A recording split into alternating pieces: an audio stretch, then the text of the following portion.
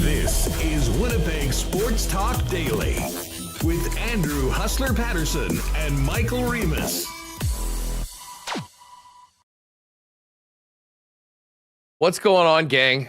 Let's get after it. We got a round two to prepare for your Winnipeg Jets. Dallas Stars tomorrow night, 8:30 p.m. Puck will drop a little bit later for game number 1 of the second round of the Stanley Cup playoffs. I want to first off thank everyone that jumped on and joined us yesterday live or listening to the podcast.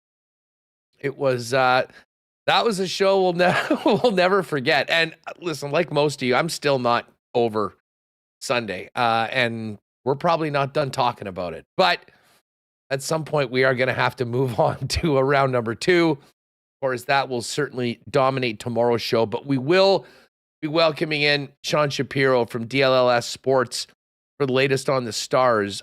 Can tell you that Jason Robertson was taking line rushes today in practice. We'll find out what that means and get Sean's thoughts on the likelihood of Robertson,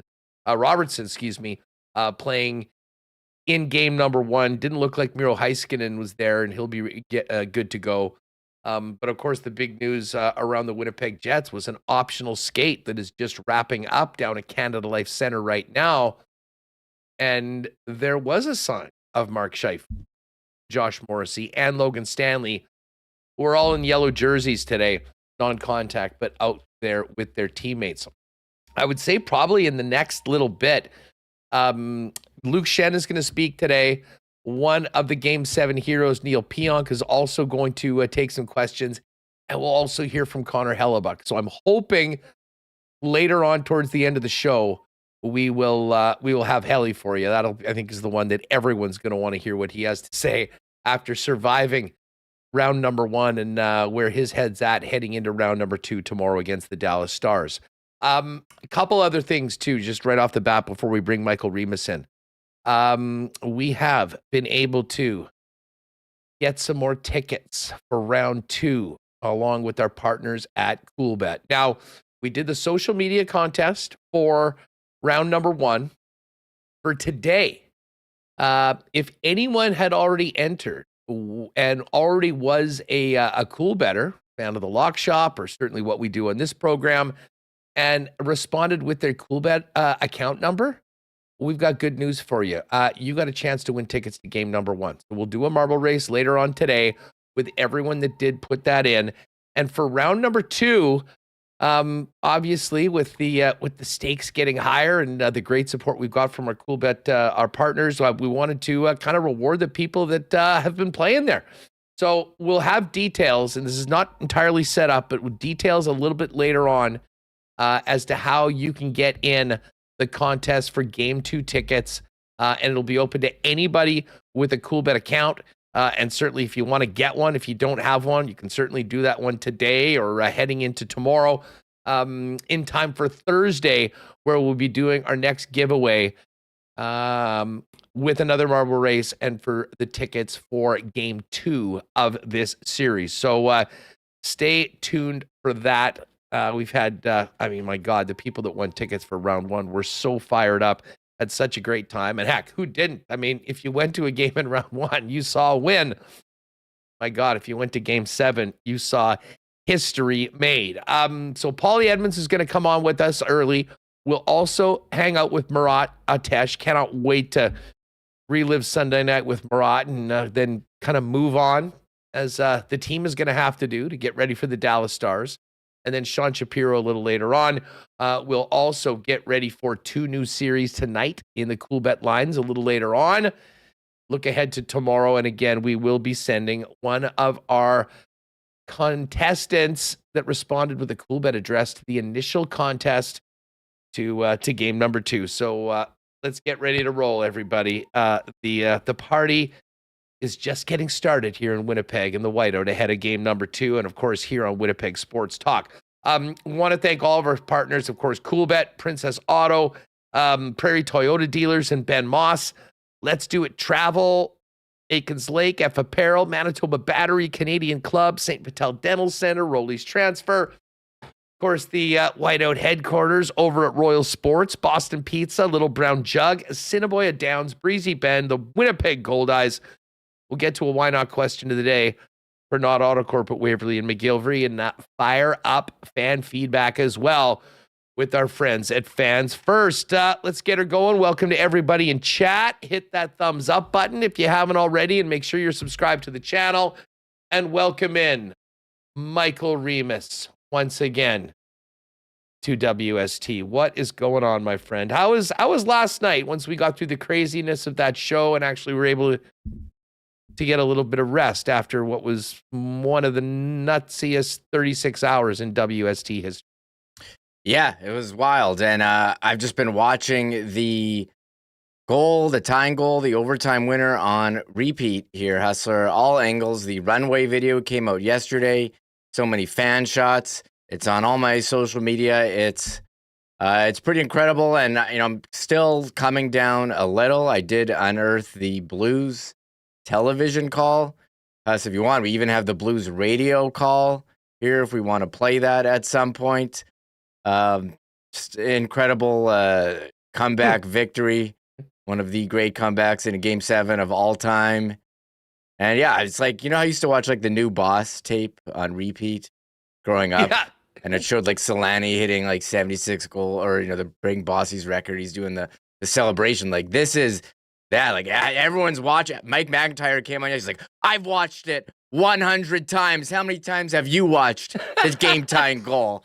It's like Simpsons in the Itchy and Scratchy movie. Everyone's just can't get enough of watching it. It hasn't got old yet. It never will. And listen, we're not done talking about it. And listen, hang tight on that call. I do want to get to that right away. Yeah, the Blues calls. I mean, listen, Paul Edmonds, who will join us in a minute, and I'm gonna ask him, about. What would it like?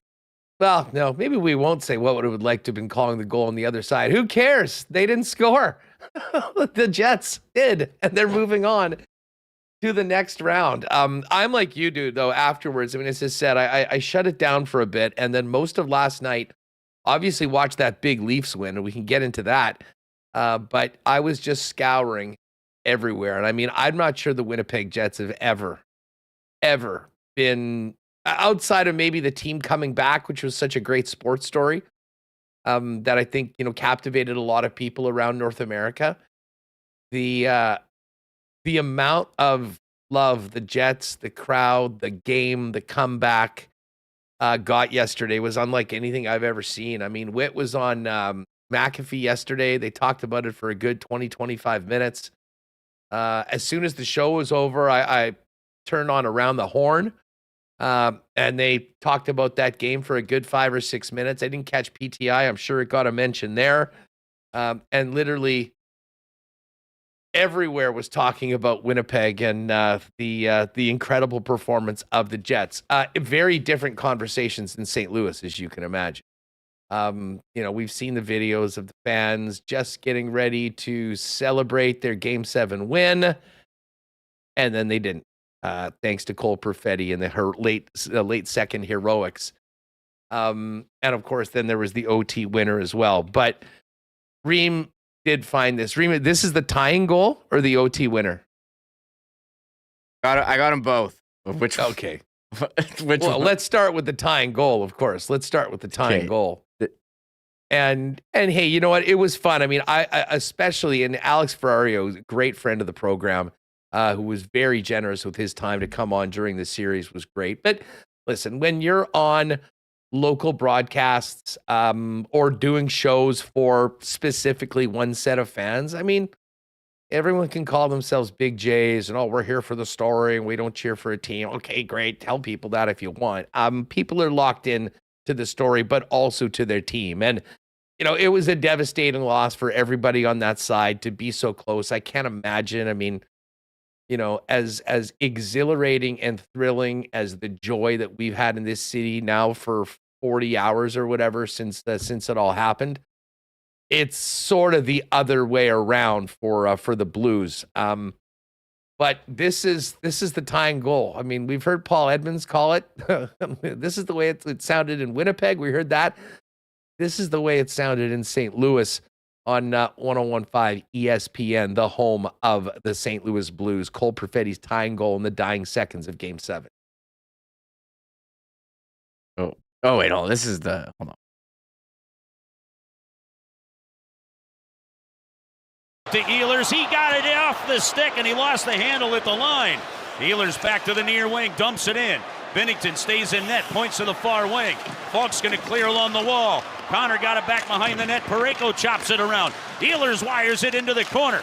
Thomas chops at it there with 14 seconds. Tries to hold on to it. 3 Jets onto it. Parayko behind the net. Off Buchnevich, he can't clear. Fanning on the shot as Ehlers gets it again. They dump it in front. They've scored!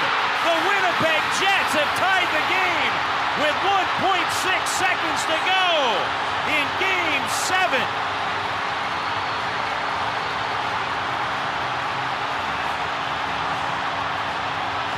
All you can hear is the din of the crowd. We're going to go to overtime.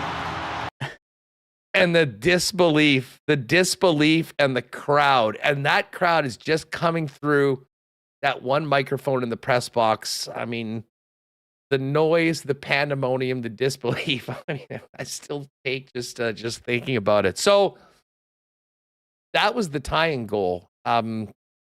Both teams worked and gave us an overtime. Like, I'm not sure we spent so much time talking about the tying goal and how it happened and just the fact that it did. I'm not sure we really appreciated how great that overtime was. This was not one of these overtimes where there's no chances and they're dumping it in. Far from it. And, the Jets, to their credit, really pushed the pace. It felt like the third period of the first game, of the second game, heck, of the game that they played here in April against the St. Louis Blues. The Jets were relentless. They finally got their winner. We heard how it sounded from Paul Edmonds. This is how it sounded on the home of the Blues down in Missouri. Blues trying to check it loose. Barron works it in on Letty. Trying to get it to the middle to Appleton, and it goes to Toropchenko. Leaves it back to Broberg. Cleared out to the tape of Sundqvist. His teammates change him behind him. Oscar dumps it in. They release him as DeMello gets to the puck. DeMello throws on the brakes. Blues strip it. Side of the net. Lowry able to pick it up. Down to 4:24 to go. The play's getting a bit sloppy, folks. Here's Lowry. Rush as they go end to end. Blocked away by Fowler. Sundqvist is there. Trying to find what he can do with it. He had to eat it. And then off to the point it goes. Pionk wide open. Fleury near wing. Slap shot wide off the glove and then off the post. Into the far wing. Going back down to Lowry. Lowry to the line. Pionk to Fleury. Fleury side of the net to Connor. Connor into the far corner. Back to the blue line. Back to Neil Pionk. Traffic. They score. A deflected puck. And the season is over for the St. Louis Blues. The Winnipeg Jets win in double overtime with 3:50 to go, completing a miraculous comeback and ending a special St. Louis Blues season. Chris Kerber on the call for Blues Radio. That's the way it sounded on the other side. The Paul Edmonds calls are legendary. I hope Paul has more opportunities in his career to call events such as we've seen, and who knows, maybe they're still to come on this playoff run. But Paulie's going to join us a little bit later on in the program to just talk about the insanity of Sunday and then get locked in for what we're expecting tomorrow night, late night, for the Jets and the Dallas Stars. The St. Louis Blues, as we just heard, no longer participants in the Stanley Cup playoffs for 2025. Remo, the other thing I wanted to get to, and this is from the Jets side of things. cannot say enough about the work that Sarah and her team at the Jets Content have done.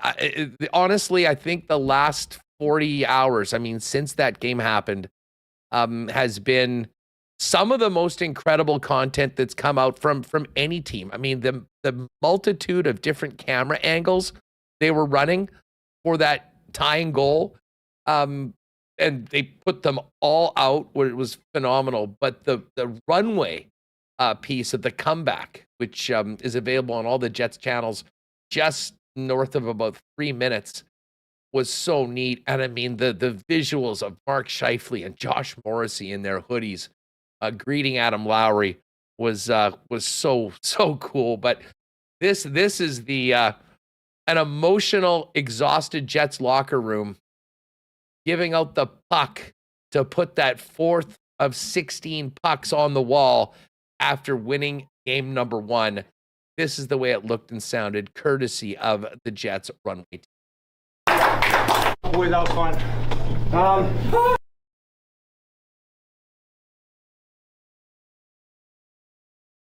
Sorry, let me just take it so you can actually see it. Sorry. Oh, okay, perfect. I forgot to turn it off from before. We got the videos as well. I have the video, yeah.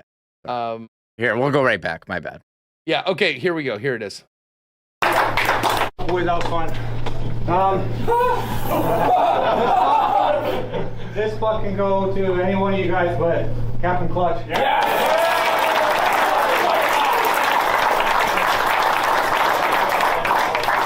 You want it!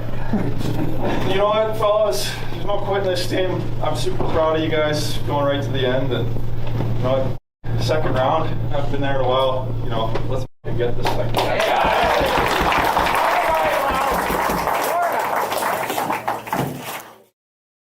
Put that puck up on the wall, Adam Lowry, and move on to tomorrow night. You know, Reem, it is, and again, we sort of have to move on. I mean, every single conversation in this city, certainly for yesterday, and I'd imagine today, is still going to be surrounding the insane events of game number 7.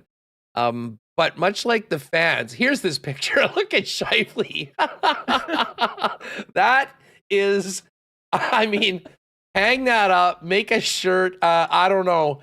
That is unbridled joy from, and just, I mean, the more and more we talk about it, Reem, like, you know, like obvious 1.6 seconds, they did this with that guy and Josh Morrissey, whose hand you see in the dressing room, which in retrospect just makes it that much more unbelievable.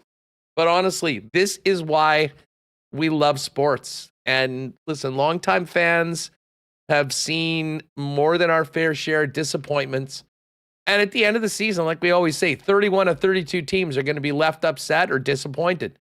But that moment last night, that is what it's all about, and it can make all that work, all that commitment, the support of the team worth it when you get rewarded like that in that fashion that, you know, might never be matched in our lifetime. Yeah, I think you go from thinking that, oh, well, this sucks. You know, you're without Morrissey and Scheifele, your number 1 D, number 1 center. You're down 2. How are you going to come back? And, you know, hey, if you can get 1 before the final minute, I always say you have a chance. And the Blues, they kept icing the puck there.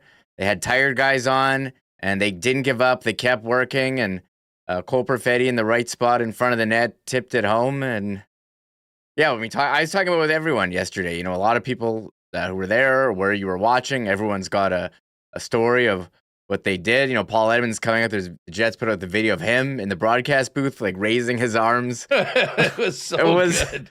Like, it's all the videos. It just makes you feel good. And it just would have been like, went from total disappointment to just the most excited enthusiasm you could ever have. The place exploded. It's incredible. You know what? Now that I think about it, get that one ready. Like, let's bring Paul in with that when he joins us in about 10 minutes. In about 10 minutes on this program. Hey, I want to give a shout out to a listener, and we've got, I mean, so many great emails and comments. Obviously, the comments section has been absolutely nuts. But we got a message from a listener that I think a lot of you, especially those of you that kind of connect to Winnipeg through this program, will appreciate it. And we certainly did appreciate it. We got this message yesterday. Hey guys, I am a long time Jet fan. I was at the very first Jets WHA game, as well as the last Avco Cup game versus Edmonton and a very young Gretzky. I have lived in Melbourne, Australia since 1989, but have always followed the Jets. Daily, I listen to your podcast in both hockey season and football season. I thank you so much for having this podcast. I tell old Winnipeg friends in a group chat things about the Jets that they don't know because I listen to you. I also have NHL TV, so I'm able to watch all the games. Yesterday, I was watching the final moments of the game, sitting on a game on my phone, sitting under a tree in a work van. I am not proud to say that as I write this email and thinking about yesterday, I have a tear in my eye. It was probably the most memorable sporting event in my life. I will wait till hopefully we can get over the stars till I break the news to my wife that I'm really planning a trip to be part of the action in Winnipeg. Not sure if that is at the game, at the street party, at a Winnipeg bar, or just a friend's living room watching. I just want to be part of the atmosphere. If the boys can do their part and I get the okay from my wife, I will let you know, as I would love to meet for a beer. Thanks again, guys, for helping me keep me up to date on everything Winnipeg sports. You have no idea how much this means to me. Go Jets. Ken, thank you very much for the support. These are the sort of messages that mean a lot to myself and Michael and everybody here. And Reem, that is a perfect summary of, I think, how everybody felt, like with any connection to this city, this province, and this hockey team that in a lot of ways represents the smallest market in the National Hockey League throughout North America in this league, but really, the world. And I mean, my sister was emailing me from Australia. We've had comments from, I don't know, probably 6 or 8 different countries about the event. But it's personally gratifying that we can be a conduit to connect so many people with roots in Winnipeg to their teams and all the fans here. But I mean, that tear in his eye, I guarantee you, he was far from the only one. And, more and more just the emotion of that. You watch the guys in the dressing room afterwards. You watch the shots of the fans losing their minds. For anyone that was lucky enough to be in the building, it's a moment that they'll never, ever forget. And, emails like that, I think, make me appreciate what we're able to do here, the connection we have with our listeners that much more, but also what this hockey team means to everyone from Winnipeg, whether they're living here right now or have departed many years ago. Yeah, I think, as you say, connects so many people together, as friendships have certainly been built, from hanging out in the chat room in this program, on social media. And yeah, people who maybe moved away from Winnipeg, and we do have a number of listeners who are not in Winnipeg still stay connected through this. And like as far away as Australia, it's pretty cool. And who wasn't talking about the game yesterday? I was, out or at my son's soccer game, and everyone's kind of, hey, how about that last night? And what do you what's the status on Scheifele and Morrissey? And it's pretty cool and pretty exciting to be one of the final 8 teams left in the playoffs since 2021. But this experience feels more like 2018 because everyone's able to enjoy it in person. Now, there is another side to some of these messages, and we will do this later on today. But if there's one lesson to be learned from Sunday night at Canada Life Center, it is keep the faith, keep riding with your team, and don't leave till it's over. And I have taken in many replies, many DMs from people with stories of individuals leaving Game 7 early. And they are simply some of them are hard to read because you just understand the regret of people that have done it. But anyways, we'll have some of those for you later on. And listen, if you were one of the people that did leave Game 7, that might be earmuffs time because it might be triggering with what you've been dealing with over the last few days. However, good news for everyone that did. You learn your lesson, you move on, you get your ass back in a seat downtown wearing white, and you don't leave early no matter what, especially in a Game 7. Paul Edmonds is going to join us coming up in a few minutes. Let me shout out our friends at Rolly's Transfer, the most trusted name in moving in Manitoba, family owned and operated for over 60 years. Folks, you've got a move coming up. Lean on our friends from Rolly's. They'll certainly take care of you with that white glove treatment that they are famous for.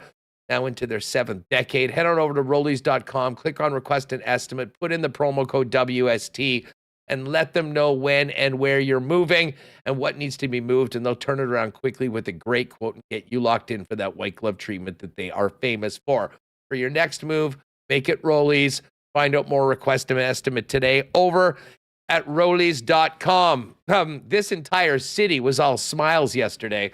And if you're looking to make that smile look even better, head on down to St. Vital Dental Center, lean on our pal Dr. Terry and his amazing staff, and get that grill looking mint as we head into spring and summer. Of course, St. Vital Dental Center has been serving generations of Winnipeggers and Manitobans and continues to do so with a beautiful new facility at 167 St. Anne's with state-of-the-art equipment, convenient free parking right behind the building, and the best in both dental options and service. Everything from cleanups, cleanings, checkups, all the way to dental implants and more. You can find out everything that St. Vital Dental Center has waiting for you, and you can make an appointment for you and your family today at stvitaldental.ca. Shout out to Terry. I know he is fired up for a round 2 as the rest of us are. Hey, we're getting this gorgeous summer weather, which is perfect timing because Canadian Club has just released their new ready-to-drink cocktails. And it's not just that amazing Canadian Club and ginger ale that you saw everywhere at the Princess Auto Stadium and around summer last year. They've also got the new Citrus Smash and the new Half and Half, which is tea and lemonade. It's on sale all month of May right now at your local Manitoba liquor marts. So grab the Canadian Club ready-to-drink variety pack with 4 ginger ales, 4 Citrus Smash, 4 Half and Half at a special price of just $27.99 all month of May. And hey, shout out to Donnie and the gang at Manitoba Battery. Listen, right now, we're kind of, and it's perfect, Paulie, a great Manitoba Battery customer, as he's getting ready for fishing season. Hopefully he's going to be busy for the next 6 weeks. But it is time to wake up and stop overpaying for batteries and let Manitoba Battery, your local battery option, take care of all your battery needs. There's only one place to get the best price in town and great quality for batteries you need, saving $50 a battery this spring by driving by the big box stores to get those batteries you need for your campers and boats. It's that simple. You'll get better service, great quality, and save a ton of money by shopping at Manitoba Battery, the only battery specialist in Winnipeg to offer you 2 convenient locations. Don't forget about that new location on Dovercourt Drive. Those of you in the south, and of course the original on Logan Avenue, learn more at manitobabattery.com or give them a call, 783-8787. All right, Paulie Edmonds is locked and loaded. I think we're going to have to welcome Paul in with one of his calls that the Jets put together. But just as we do that, this segment is brought to you by Ben Moss. Ben Moss, proudly Canadian owned and operated with a history dating back more than 100 years. 3 locations in Winnipeg, Polo Park Shopping Center, St. Vital Center, and Kildonan Place. Committed to customer satisfaction, check out a large selection of Canadian mined diamonds, lab-grown diamonds, and mined diamonds available with the payment plans to suit your need. For more information, pop by and see them in store at one of the 3 Winnipeg locations or check out benmoss.com. Ben Moss, because love is timeless. All right, let's welcome in Paulie Edmonds. But first, let's see and hear and see what it was like in Paul's booth on that crazy Sunday that is still sinking in for Winnipeg Jet fans. 25 seconds to go. Ehlers will shoot it in. Rims around back in behind the net. After it goes Falk. Up along the boards, knocked down by Connor. Back in behind the net. Slapped around the boards. Ehlers turns and fires from the point. That went off a skate. 13 seconds to go. Winnipeg trying to get it out of a pile. Velarde back in behind the net. Velarde back to the line. Ehlers moves in, shoots, and he fanned on that. Got it back again. Far side, quick shot. Deflected in front. They score! Cole Perfetti with a deflection. 1.6 seconds left in the third period. The Jets have tied it up at 3. Holy smokes! His second of the game. 1.6 seconds left, and Winnipeg has tied it at 3. Unbelievable. There it was, the man with the call. Paul Edmonds joins us now. Paul, I speculated yesterday that you may have actually been close to saying not holy smokes, but holy something else that started with S. How about that? Has it sunk in yet for you? Hold on a sec. We don't have your audio up. We got to get you. Sorry, up. that was me. Let me That just. was me. I think he's got to accept this. Yeah.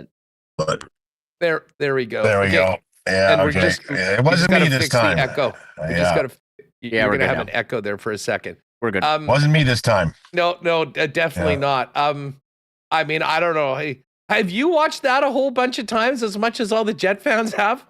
I've seen it a couple of times and, flattered with the response for sure.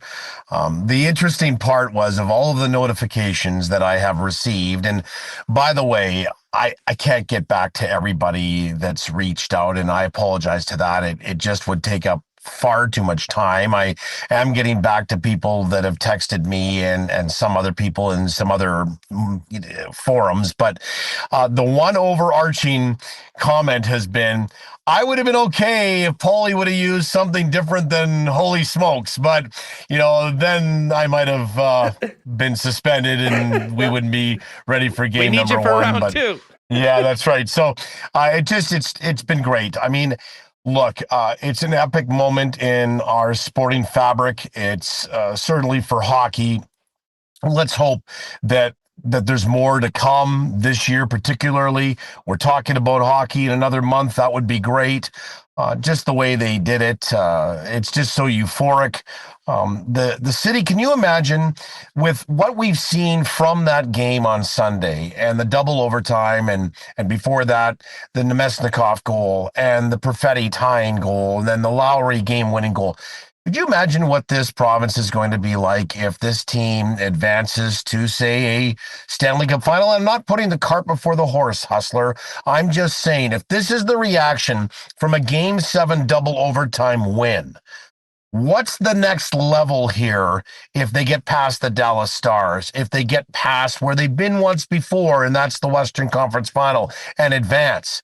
I don't know that we've ever experienced anything like that, but I'm willing to give it a shot. Let's put it that way. Well, listen, and dude, I think just the carryover from how this team survived, and survived, I think is the appropriate word, an absolute bloodbath against the St. Louis Blues. I mean, one of the most physical series we've ever seen.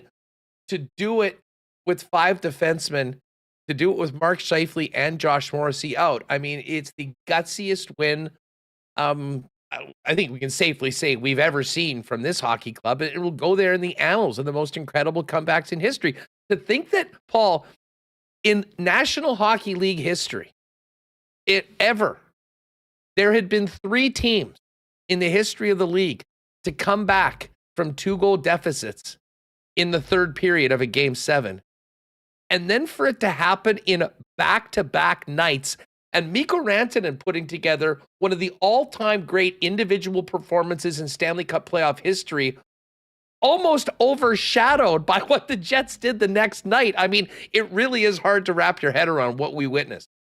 There was about 8 minutes left in the game on Sunday, and the Jets are down by 2. And I mentioned to Mitchell Clinton, my broadcast partner, that if you're looking for something to motivate you or for some historical moment that could help the Jets with a comeback and know that it's possible, look no further than the night before when certainly you had Mikko Rantanen and the Dallas Stars come back in the third period to beat the Colorado Avalanche in Game 7. And it didn't take very much longer, about 6 minutes later, and you're talking about Nemesnikov scoring, and then with 2 seconds left, give or take a point of a tenth of a second, there's Perfetti to score. But you're absolutely right. The resolve that this team showed, they were 2 seconds away from being ousted in the first round. St. Louis was 2 seconds away from moving on and employing an absolutely outstanding and to a T game plan and how they wanted to play the Winnipeg Jets.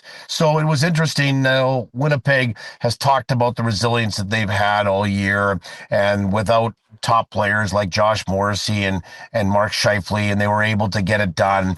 I thought their goaltender was superb after the game went to 3-1. The Faxa goal after that, Connor Hellebuyck, was just impervious. Your elite players stepped up in that situation. And it's been fun to watch how it all, the anatomy of a comeback, if you will, and how it unfolded. But you get the feeling that they're really happy that happened, of course, because they get to play on. But there's still more unfinished business with this team, and they found a way to get it done. And St. Louis, I will say this, they gave everything that they had. They handed Winnipeg all they could handle. The St. Louis Blues in the not too distant future will be heard from, I'm sure, when it comes to being a playoff opponent again that nobody wants to face. No, there is no doubt about it, and full marks to St. Louis for pushing the Jets to the absolute brink and bringing out and being part of a moment that we'll all never forget, just not the side that they wanted to be on. Paulie, as a longtime Winnipeg guy, as a sports guy, as a friend, I want to ask you, you make that call that we just saw. 1.6 seconds later, we're going to overtime. Get to a break. Take me through the next 10 minutes or whatever, what it was like in the booth. When you went off, you got a break. And like what were you doing? What was going through your head?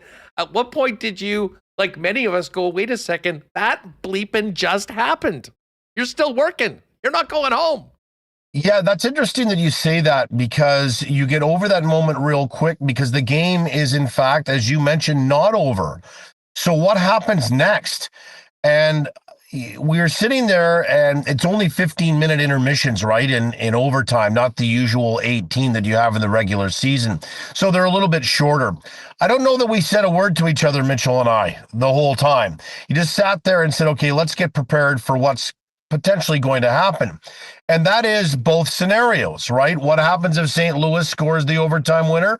What happens if the Jets score the overtime winner? So you play out both scenarios. You think of a few things that you want to say, but you have to make sure that nothing is scripted. It has to come organically. And then just let the moment feed itself. And hopefully we captured that, of course, with the overtime winner with Adam Lowry as well. But then you get through the first overtime, you're into the second overtime, and you're thinking to yourself, I wonder how long this is going to go. And then you also go, well, the Winnipeg Jets in double overtime not that long ago have now been into this third scenario where it's double. They've had one triple overtime not that long ago. So, and there's a real good foundation of players that have been there. So again, drawing on the experiences that you've had this year or in past years, the foundational group can maybe move that over into what is going to transpire in real time. And they got it done. And guess who gets it done? I mean, Adam Lowry from Nikolai Ehlers and Kyle Connor, all guys that have been around. The last time that they were in double overtime or in a situation at home where they had to win in overtime was 2021, of course, in that series against Edmonton that they had multiple overtimes. But in the same vein, you know, you're just trying to catch your breath. We don't need the electrolytes like the players do, but if there was a slice of pizza there, I probably would have had that hustling between the periods. Edmonds a little later on. He's got an issue there, but holy smokes, the call of all time And I'm not sure what just happened around there, but hopefully everything's cool there with Paul. But you know what? While we do that, let me give a shout out to our pal Sean over at Let's Do It Travel.ca. Of course, Sean and Let's Do It Travel working to stretch your travel dollar fuller, get you insight on some of the best deals around, and make those important choices so that you're not regretting your choice of that all-inclusive that you're going to spend that precious week of holidays on, or something maybe even more important, like a once-in-a-lifetime dream destination wedding. Let's Do It Travel can help you get the most out of your vacation time and stretch your dollar further.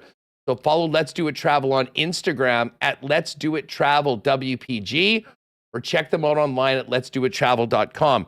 Speaking of his Instagram, if you go there right now and give him a follow, but he just posted an amazing deal for the last week of October. 7 nights, all-inclusive, direct flights at the Bahia Principe Grand Coba in Tulum for only $14.09 an adult. So listen, give him a follow at Let's Do It Travel WPG on Insta. Fire a DM. He can get you all the details. That's up on the story right now. And hey, Let's Do It Travel's waiving their booking fees for WST listeners. Just let Sean know that we sent you.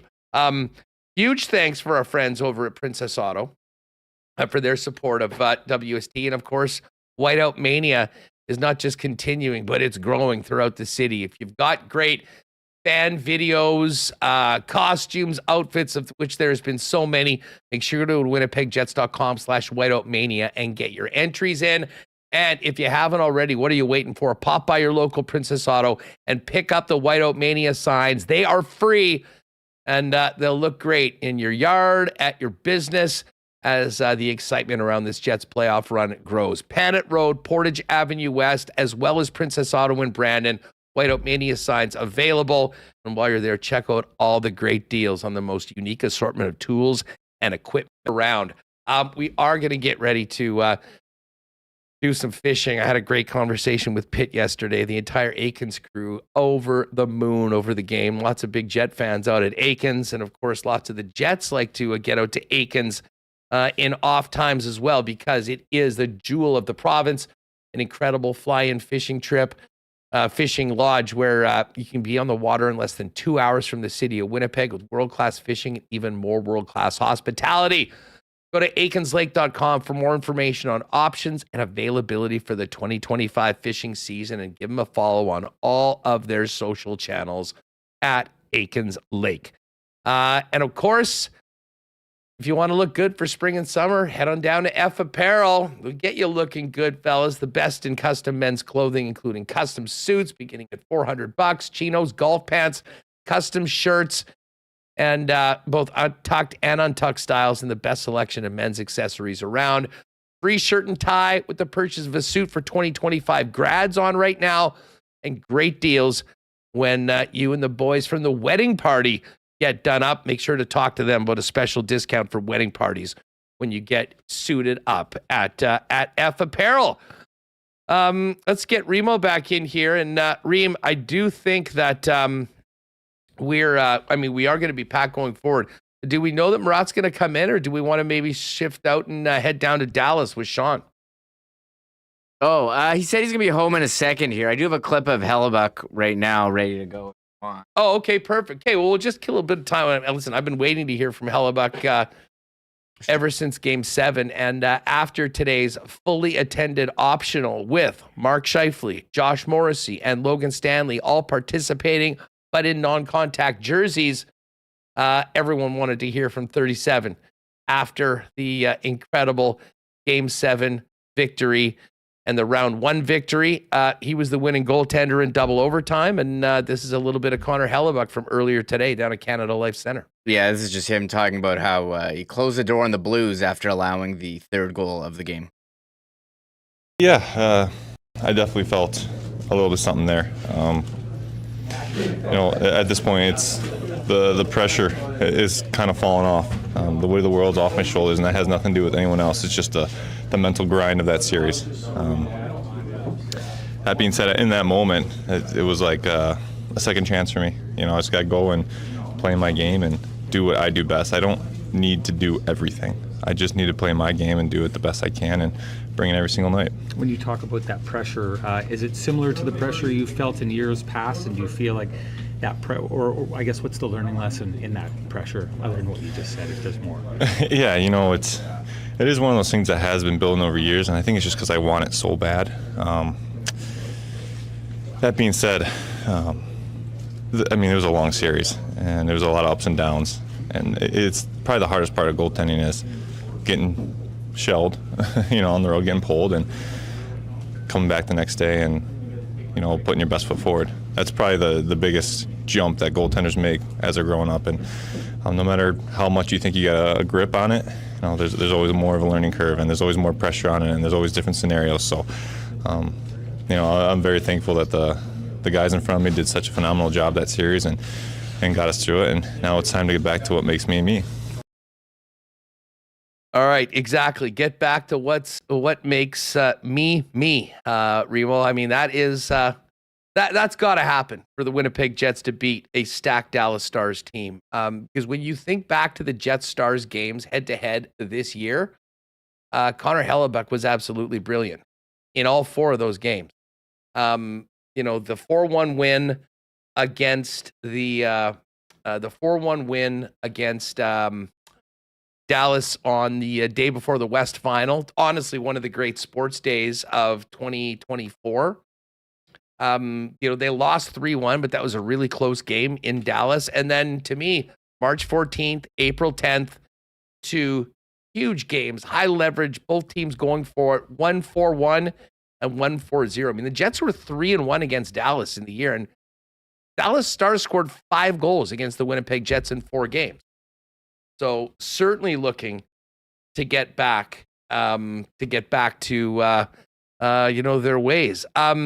Listen, I know everyone was sort of concerned with Paulie there at the end, because that was a very, very strange thing. He was parked on McPhillips and got rear-ended while parked while doing that. He just sent me a picture. Luckily, he's in a truck, and the person behind him was in a much smaller vehicle. But that was crazy. That was certainly a WST first. So anyways, we hope everybody's okay. Okay, good. I was pretty rattled at that. Yeah, me too. He was moving the phone around, and I thought he was parked, and everyone in the chat saw that he was very clearly parked. And you just heard I got rear-ended, and I tried muting him, and I think I hit the wrong button, so you could hear some muffling. It was, that was we never had that. That was a first. Anyway, so I think everything with Paul is okay, but that was crazy. We will wish him well. Yeah, he's not going to hold a grudge against us, is he? Is he going to come on? Is he going to come on again, or? You know what? We may have to just. Ever again? Yeah, in person only from now on. That was wild. Well, Murat's on his way home. He's not driving. He's in an Uber right now. Yeah, holy smokes again. Someone says, I don't think he said smokes. Don't worry about that. Anyways, yeah, only on WST. Exactly. Tikona Paulie has just dropped a super chat towards Paulie's deductible. Don't worry, you don't have to pay your deductible when you get rear-ended when you were parked. All right, listen, Murat is going to join us right now. We're going to get into it. He's got a great piece up at The Athletic on Rick Bowness and Adam Lowry, which we'll get to. Yes, and our show will also be evidence if Paul needs it. We've got this recorded. And we're ready to go on that. But hey, listen, Murat's coming on right now. This segment brought to you by your Prairie Toyota dealers, who also want to remind you to get in and go with the amazing Toyota Tundra. The Tundra has quality that means it has the strength to take on any challenge, off-road or hauling a heavy load. and it's backed by the peace of mind knowing it's a Toyota. Rear power window so you can let in the fresh air or let out the aroma of the burgers that you had for lunch, and take the road less traveled in comfort, room for teammates, friends, and gear. We talk about how amazing this truck looks. Anywhere it goes, the Tundra is turning heads. From $154 weekly for 60 months at 5.19% APR with $66.99 down. Hybrid is available. Find out more and visit shoptoyota.ca. Listen, it's already been a crazy show, and it's been a crazy 40 hours or so since Game 7, the legendary Game 7 comeback. The Manitoba Miracle happened. Murat has his latest up at The Athletic. Adam Lowry, Rick Bowness, and the special Game 7 moment that was years in the making. Murat joins us now. I'm glad you're safe and sound in your room. We've had quite the show so far with our first ever live rear ending of a guest on the program. How are you? Okay, hold on a sec. Reem, this audio up. Reem? Yeah, give it 1 sec. Okay, it's good now. Okay, right on. What?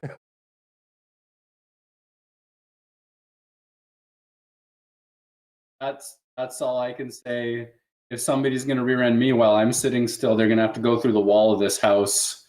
Like, I think we're all right. I'm sorry that that's what happened to Paulie. I'm glad it's recorded for his sake and all that insurance stuff and all that junk. But just glad everybody is okay. And yeah, happy to talk some Jets with you. Yeah, no doubt. It was certainly an all-time crazy moment. And maybe that's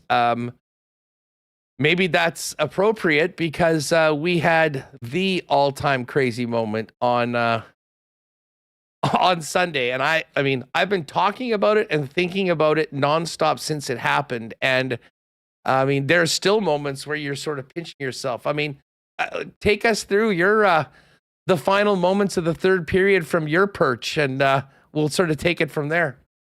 Well, yeah, I just remember tweeting and writing to the effect that time is running out on Winnipeg's season. Time is running out. They're minutes away. They need to find something. And then with a minute left, I remember tweeting something like, is there a miracle? Can they find their miracle? And then to see what happened when they got it, to see that building go off, to see all those clips, those street party people, maybe some of them are in the chat right now, still recovering from their Sunday evening. It was easily the craziest game I have ever covered, possibly the craziest game I've ever watched in any capacity. Unbelievable that Cole Perfetti and Adam Lowry got those goals. And I'm still recovering from the fatigue of it in a way, but mostly I'm just happy that Jets fans get to have a moment like that and then get to kick off round 2, knowing that that's the miracle they just got to enjoy in Game 7 double overtime of round 1. I mean, the entire season's been pretty magical, Murat. I think guarded expectations going in. Certainly, I think it's pretty clear that everyone in that locker room felt that they were capable of some special things this year.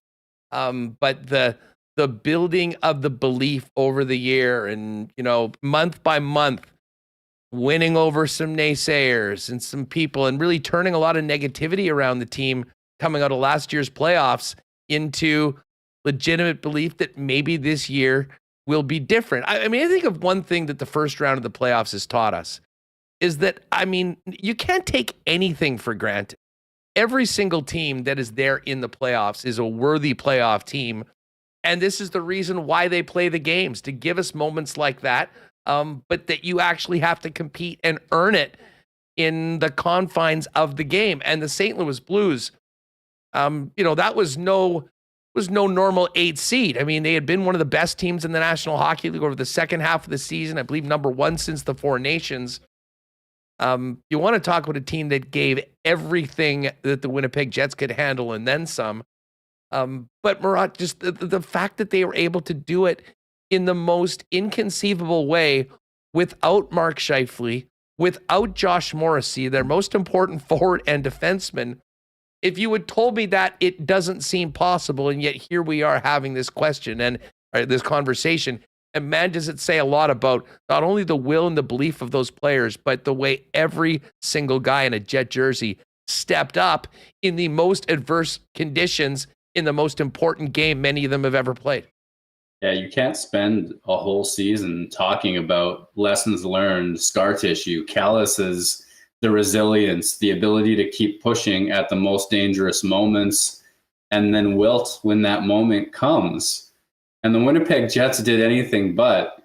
I think that there's a really cool undercurrent about Game 7. Like, I'm sure you've talked all of the major moments through, what is it, a day and a half now? What is time?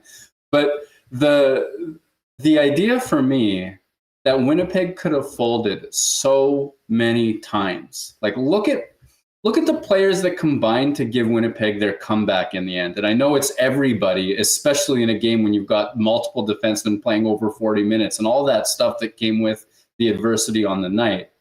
But the coverage was bad on that first goal against. Kyle Connor lost his way. Connor Hellebuyck was beat again, ended up swimming as the pass got through Josh Morrissey. And then it was just a cluster to go down 1 minute and 10 seconds in. Later in the period, Kyle Connor is stick handling, trying to get something going, and he just leaves the puck behind, and it turns into the second goal. When you think you've got something going, if you're the Winnipeg Jets, Cole Perfetti gets you on the board in the power play. Oh, another softie on Hellebuyck. And it comes on a transition play where Nikolai Ehlers needs to be able to take that pass and keep it safe. And then somebody's got to get back to help the D because that weak side pass is coming all day. And then you fast forward to the season seconds from death, seconds from non-existence, seconds from the President's Trophy meaning nothing, the resilience and pushback, and all those times Velarde made crazy hand-eye plays for goals, or Mark Scheifele scoring with the goalie pulled at the end of the first period with 2 seconds left just because they wanted to run a set play. All those little moments that make a season were about to go out. And then you watch the play that sets up that game-tying goal, the latest one in Game 7 history. Nikolai Ehlers makes multiple mistakes, but hangs in there, gets the puck to Kyle Connor. Kyle Connor had made multiple mistakes we talked about on goals 1 and 2. He makes a perfect pass into the slot. And Cole Perfetti, who could have folded with all the scoring chances he had over the course of the series, the goal called back, a less resilient version of a player would not have the wherewithal to make that deflection again. So for me, part of the magic, sure, there's puck luck and brilliance and miracles and all that sort of stuff, but is the fact that a team that could have quit, could have showed zero pushback, could have had every excuse in the universe, absolutely didn't to the final stretch. For me, that is the culmination of this era of Jets hockey. What comes next is up to them. You know, it's funny that you say that, because I think the team has been battling. I mean, listen, the guys just go out and play, and they played at a very high level. Scott Arniel's led them in that fashion. But overall, it's like it was a battle all year to combat the bad taste of another first-round playoff exit against a really good team. But it was the way that it happened last year. And throughout the year, you saw some people that maybe were pretty negative sort of get won over. And listen, there's still naysayers. There's still some negativity around the team, or there was at least, even through this series, because they'd had some horrible showings on the road and yet came back, found ways to win. But Murat, the long-term effect, or maybe we'll just talk about the short-term effect of a win like that, of proving that they will not quit, that anything can happen and do it. It seems like in some ways almost a culmination, or I don't want to say a coronation because it's one round, but you know what I'm saying? Like I think it removes any doubts. Like, nothing is guaranteed. Who knows what's going to happen in this series? But if anyone was wondering whether this is the same old Jets, I think they prove with the way that I'll go back to Game 5. The way they won Game 5 in the second and third period after getting smoked in 3 and 4, without Mark Scheifele, in a game that Nikolai Ehlers wasn't in, and then in the direst situation possible, find a way to get it done. And I mean, if I told you a year ago to the day, don't worry, You might have been the one person that would actually believe this. A year from now, Murat, we'll be talking about Cole Perfetti as the Game 7 hero with 1.6 seconds left, and then the captain Adam Lowry being the double OT hero. Yeah, I mean, last year, all summer long, Cole Perfetti, what's that contract going to be? And I wrote, here's why the Winnipeg Jets should sign Cole Perfetti long-term right now. Broke that down. And like, I don't mind a little bit of smarminess over that now. Looking back now that it's safe to proclaim that he's arrived, you know, and I think that it's a situation where it's a full credit to the person involved, full credit to Cole Perfetti, the human being, that, you know, a year ago, if he had slumped at any point, there would have been a fall off in his play. And certainly Bonus lost confidence in him. Inconceivable to me that he didn't play him in 4 of 5 games against Colorado. I thought he looked all right in Game 5. But this being Cole Perfetti's first swing at this, you know, at 23 years old, the youngest impact player on the team, and really getting his first NHL stretch run healthy, getting into his first round in a real way, he still had to overcome some stuff. And I think that again, you know, we are just talking about round 1, but the challenge for the Winnipeg Jets is show up when you've done everything right and you get smoked anyways. Show up again when you think you've made the play and something happens to stop it. Keep showing up. And we didn't see that in round 1s of years past. So that Cole Perfetti is a nice symbol of it because he has that goal called back, because he had all sorts of other chances. I think Megan Chaika wrote that he had the second most scoring chances in round 1. Like, without resilience, you don't stick at it and make the deflections that he did for either of his goals. And without resilience, the Winnipeg Jets don't hang in a 2-0 or 3-1 game nearly that late as they do. So yes, there are 3 more rounds ahead. In Stanley Cup playoffs lore, you only get to celebrate lessons overcome if you end up competing and winning championships. But for the Winnipeg Jets, the hurdle that they needed to clear to give themselves a chance to compete for championships, I think they've proven that they've cleared it. And Game 7 was a perfect example. I want to. I do want to ask about, you know, this upcoming series, but there's still so much to unpack from round 1, and of course the amazing Sunday. Cannot talk about the heroes of this game without talking about the 5 defense and the performance that those guys put on without Josh Morrissey, who would normally be the guy that would be munching half the ice time, and in particular Neil Pionk. I mean, he at times has been of a lightning rod for a certain sect of the fan base, and of course just signed his extension. This is a game. I mean, listen, Cole Perfetti's, Adam Lowry. I mean, everyone involved in this game is part of Jets lore and Jets legend. But my God, Neil Pionk on Sunday night, a performance for the ages. I don't know if there's any other way I can put it. I mean, he just spoke to us at Canada Life Center, and I think it was Ken Weeb right before the scrum started, asked when the IV come off. And like, the idea of playing 46 minutes in that game without Josh Morrissey, like, it should have been a case where the longer overtime went, the less composure Winnipeg had. There should have been exhaustion. And I mean, there was exhaustion, but there should have been exhaustion to the point of putting that game at risk, and not a player having the composure to get the puck through that first layer of screen, which on even his worst day, Neil Pionk is an excellent, excellent player at getting that puck through the first layer. Bounces off Adam Lowry. Hey, great, Winnipeg will take it. He told us that Morrissey going down, obviously a crisis for the Jets in that game, but he was really proud of the group effort and the way that all 5D were able to use it as a rallying point and bring their best. So Pionk, credit to him. What an incredible game. But even beyond that, I mean, Sandberg playing those kinds of minutes as well. Luke Shen, who had a miserable series on the road, made some enormous plays. It is a collective. Neil Pionk gets to be a wonderful symbol of that, because boy, did he put that defense core on his back. But without everybody, we're looking at holidays right now. Well, exactly. And one of the other guys that I think we got to mention is the performance that Hayden Fleury put on coming out of the press box. I mean, he and listen, I think what the Jets, and this goes to show, I mean, this is guys in that office back when I worked there would say, you go into the playoffs, you need to have 10 defensemen. Because if you're going to go through what it takes to win 4 rounds in the playoffs, guys are going to go down. Everyone is going to need to step up. And for a guy that wasn't really in the mix for most of the series to come out of the press box and to have that game, it bodes very well moving forward, because you're going to have to beat good teams, and you're probably never going to have your full complement of players. Yeah, I mean, 3 players in non-contact jerseys at practice today. Only one of them, and that's Mark Scheifele, took practice in full. Josh Morrissey and Logan Stanley left before it began fully. So you're going to need everybody. My goodness, will you ever? And for Hayden Fleury, I mean, what a story that is. Signs in Winnipeg because the Moose are also here. And if he has to be an NHL/AHL player at any point, it'll be easier on his family. Like, there was nothing guaranteed to him that he'd even be an NHL player.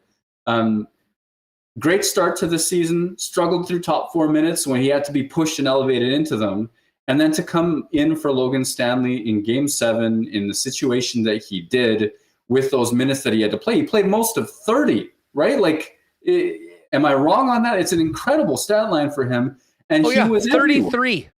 33. Okay, more than 30. He played 33 minutes, Hayden Fleury, in Game 7. And he wheeled the puck up ice, and he hit players in his own zone. He ended plays, and he kept Winnipeg in moments. And he wasn't necessarily even a Winnipeg Jet when the season began. Like, this is the sort of stuff you get to talk about when the team wins, when they survive moments like that. And, a winning team, the lore and the legacy of every single player from tip to tail of the team gets to rise when you get the result. And yeah, they had to hang in there. Yeah, they had to get a bounce and all that sort of stuff, but they deserve what they're getting right now. Murat, just for the short term, you mentioned the skate today. Tell us about practice. Scheifele was a full participant just in the non-contact jersey. And what else were you and the gang able to garner from what the team did on the ice today? Yeah, officially it was an optional practice. I arrived at the rink thinking, hey, nobody's really going to be here. And then you see Mark Scheifele and Logan Stanley and Josh Morrissey in their non-contact jerseys along with the main group. And they skated for a fair bit before practice even began in earnest. That's when Morrissey and Stanley left. And then from that point on, Scheifele, he was a full participant. Obviously, he wasn't taking hits. He wasn't playing that kind of element of a game. But he was skating and looking good and stick handling and looking good, making the passes that he normally does. If any of these guys are going to play in Game 1, it's got to be him, and that's not a guarantee that he's ready for it. Scott Arniel told us that it's game time in all 3 of those players' cases. If it's anybody, I think it's Scheifele, and then beyond that, we'll see. So I don't know. There's a chance that he skates in a full jersey for morning skate tomorrow. And if he does, whether it's a Game 1, Game 2 return, whatever else it ends up being, you just have to. How do I say this? This is a pivot, but I asked Neil Pionk what it was like to see Scheifele and see Morrissey afterwards and just be able to say that they gave them one more chance, right? And the elation on those photos that you saw from Mark Scheifele and Josh Morrissey, it certainly looks like at some point, and Scheifele being first in line, that they're going to get to put their stamp back on these playoffs before they're all said and done. Yeah, the fellas stepped up for guys that have been driving the bus all season long. They're there. Well, that is some great news on Scheifele, just at least participating. And as we all know, I mean, I think a player could show up with a leg amputated and they would have him in a yellow jersey and say that he's a day-to-day and a game-time decision. So we're going to take all that for what it's worth. But the fact that he was out skating and a full participant today, certainly great news. Because the one thing that the Jets have not had at this point, and it is sort of amazing, Murat, when you consider they were able to beat the St. Louis Blues without Gabe Vilardi for half the series, without Nikolai Ehlers for 5 games, without Mark Scheifele for most of 3 games, and without Josh Morrissey for basically all of Game 7. And dare I say, without Connor Hellebuyck until the 3rd period of Game 7.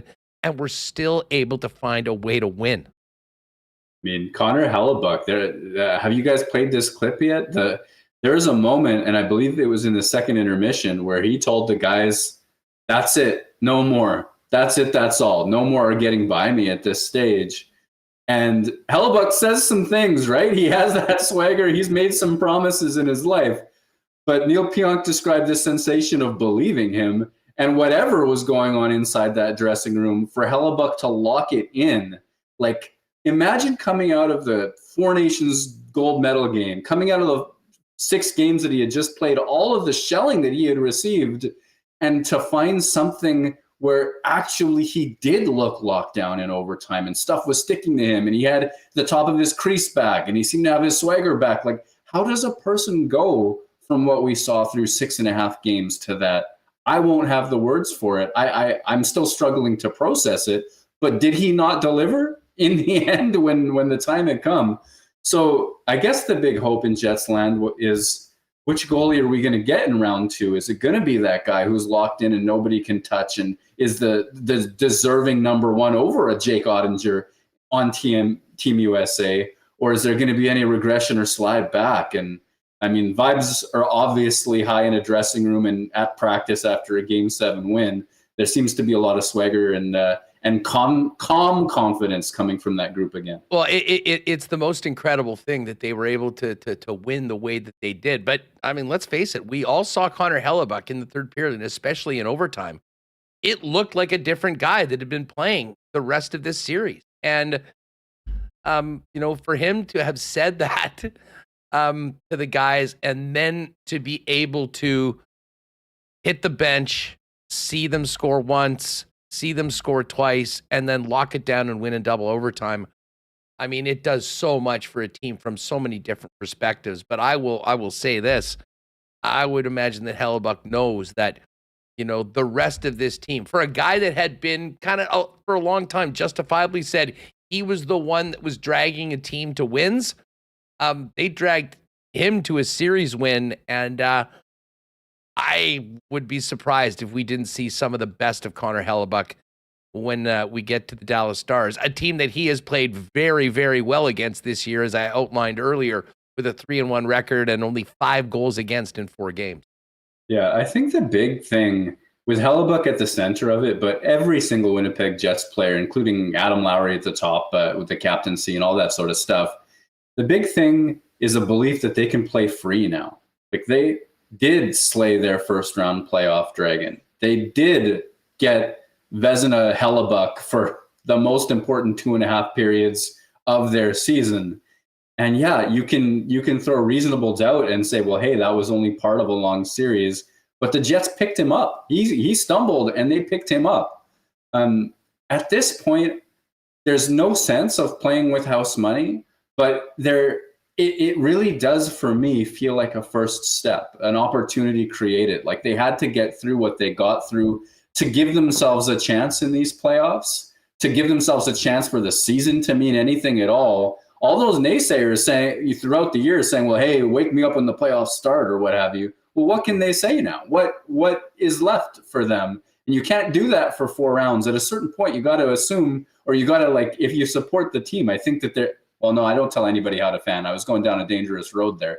The idea, though, for me, is that this starts now, and that freedom, playing free without the weight of all those years past, would ideally bring out the best version of the remaining Winnipeg Jets heading into round.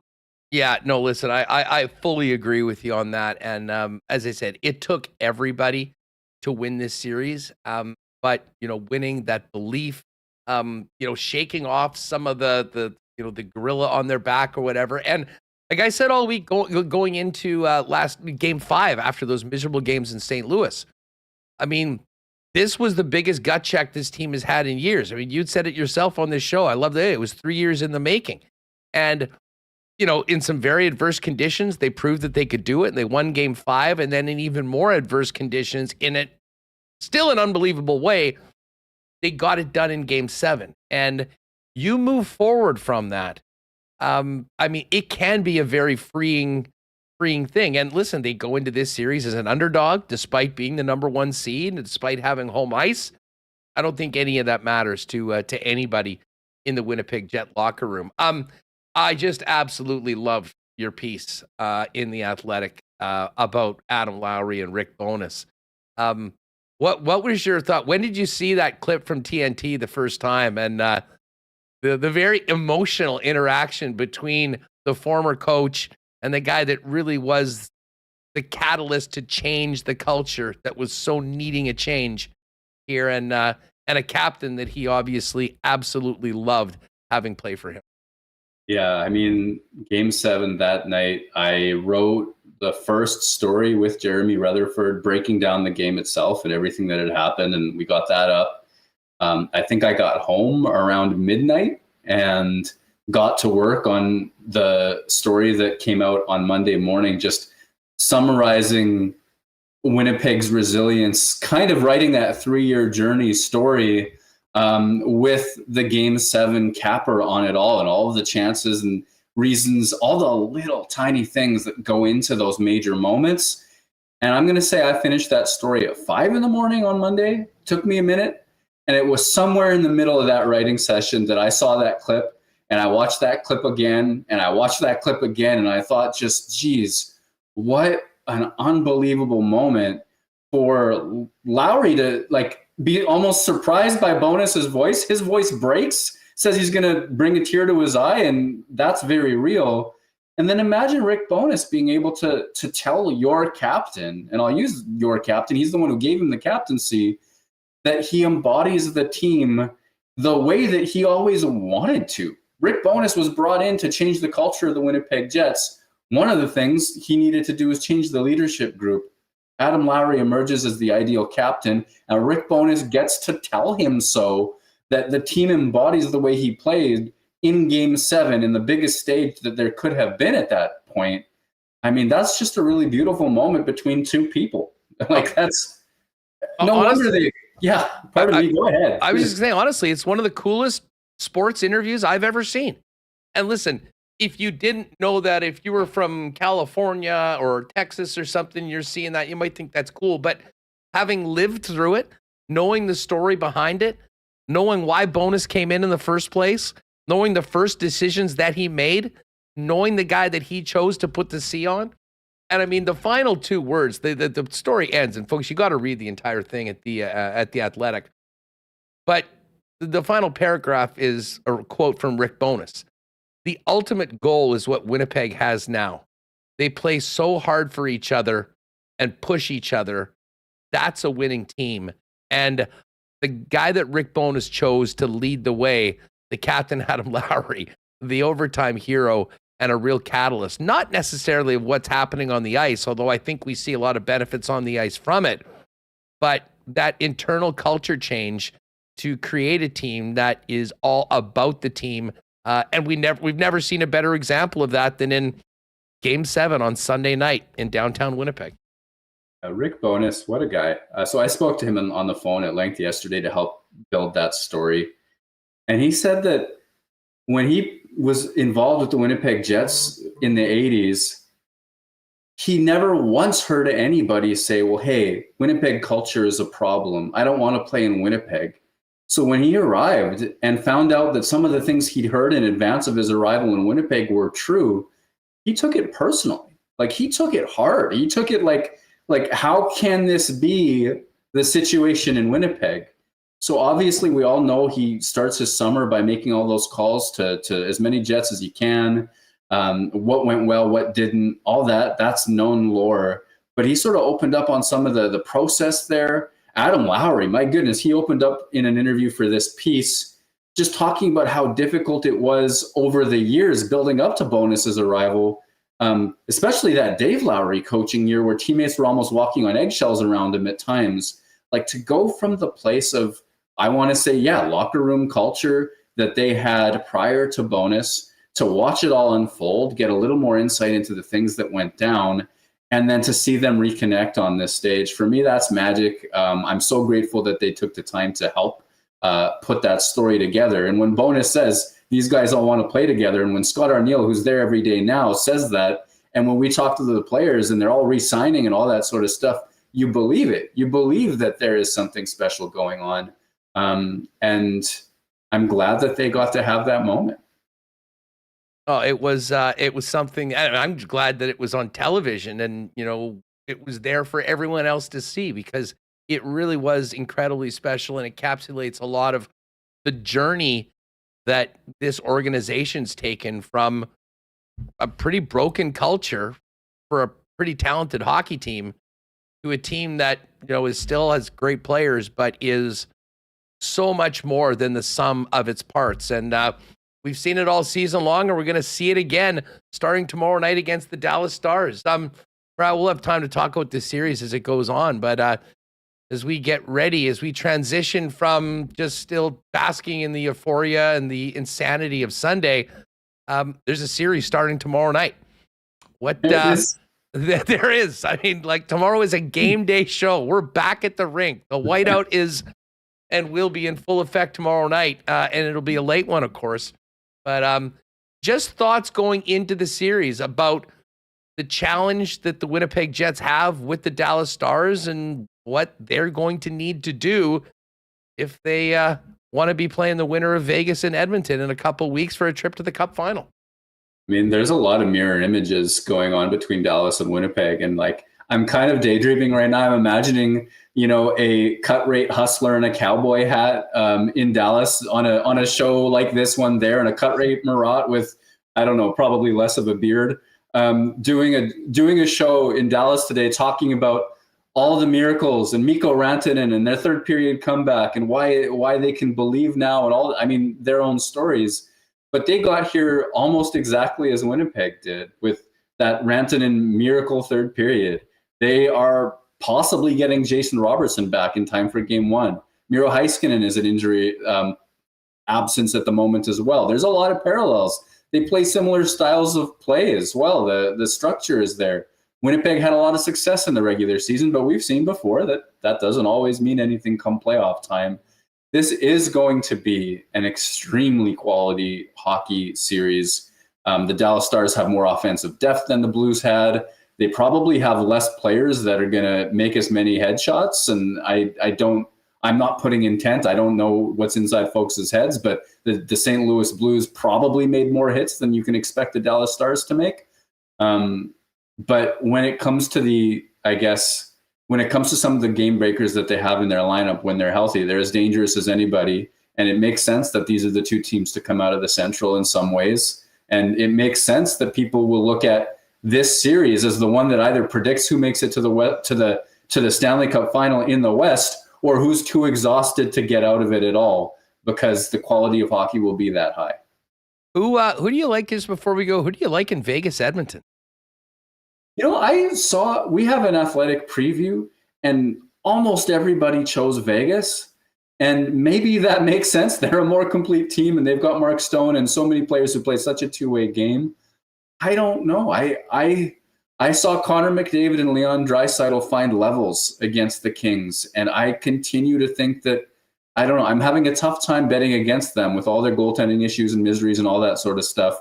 I somehow have chosen the Edmonton Oilers to come out of that series. Well, I love it. Whenever we see all the pundits line up on one side, usually the opposite happens, and I have yet to see almost anybody pick Winnipeg on this series, which is making me even better to pony up on the Coolbet lines a little later on when we get to this Winnipeg-Dallas series. Murat, great piece on Adam Lowry, Rick Bowness, and everything else happening around the Winnipeg Jets. And the good news is you're going to be very busy for another couple weeks, and hopefully 6 or 8, to be honest with you, because the dream is still alive in Winnipeg after the miracle on Sunday night. Thanks so much for doing this, and we'll look forward to seeing you down at the rink as the series gets underway tomorrow. Yeah, fine. Can't wait to see the next chapter, but yeah, thank you so much. Appreciate it, bud. There's Murat. Theathletic.com is where you're going to find all of his content, the latest Adam Lowry, Rick Bowness, and the special Game 7 moment that was years in the making. Just an incredible piece that, frankly, you're only going to get from Murat. Tesh, check that out today. All right, so we're locked and loaded for round 2.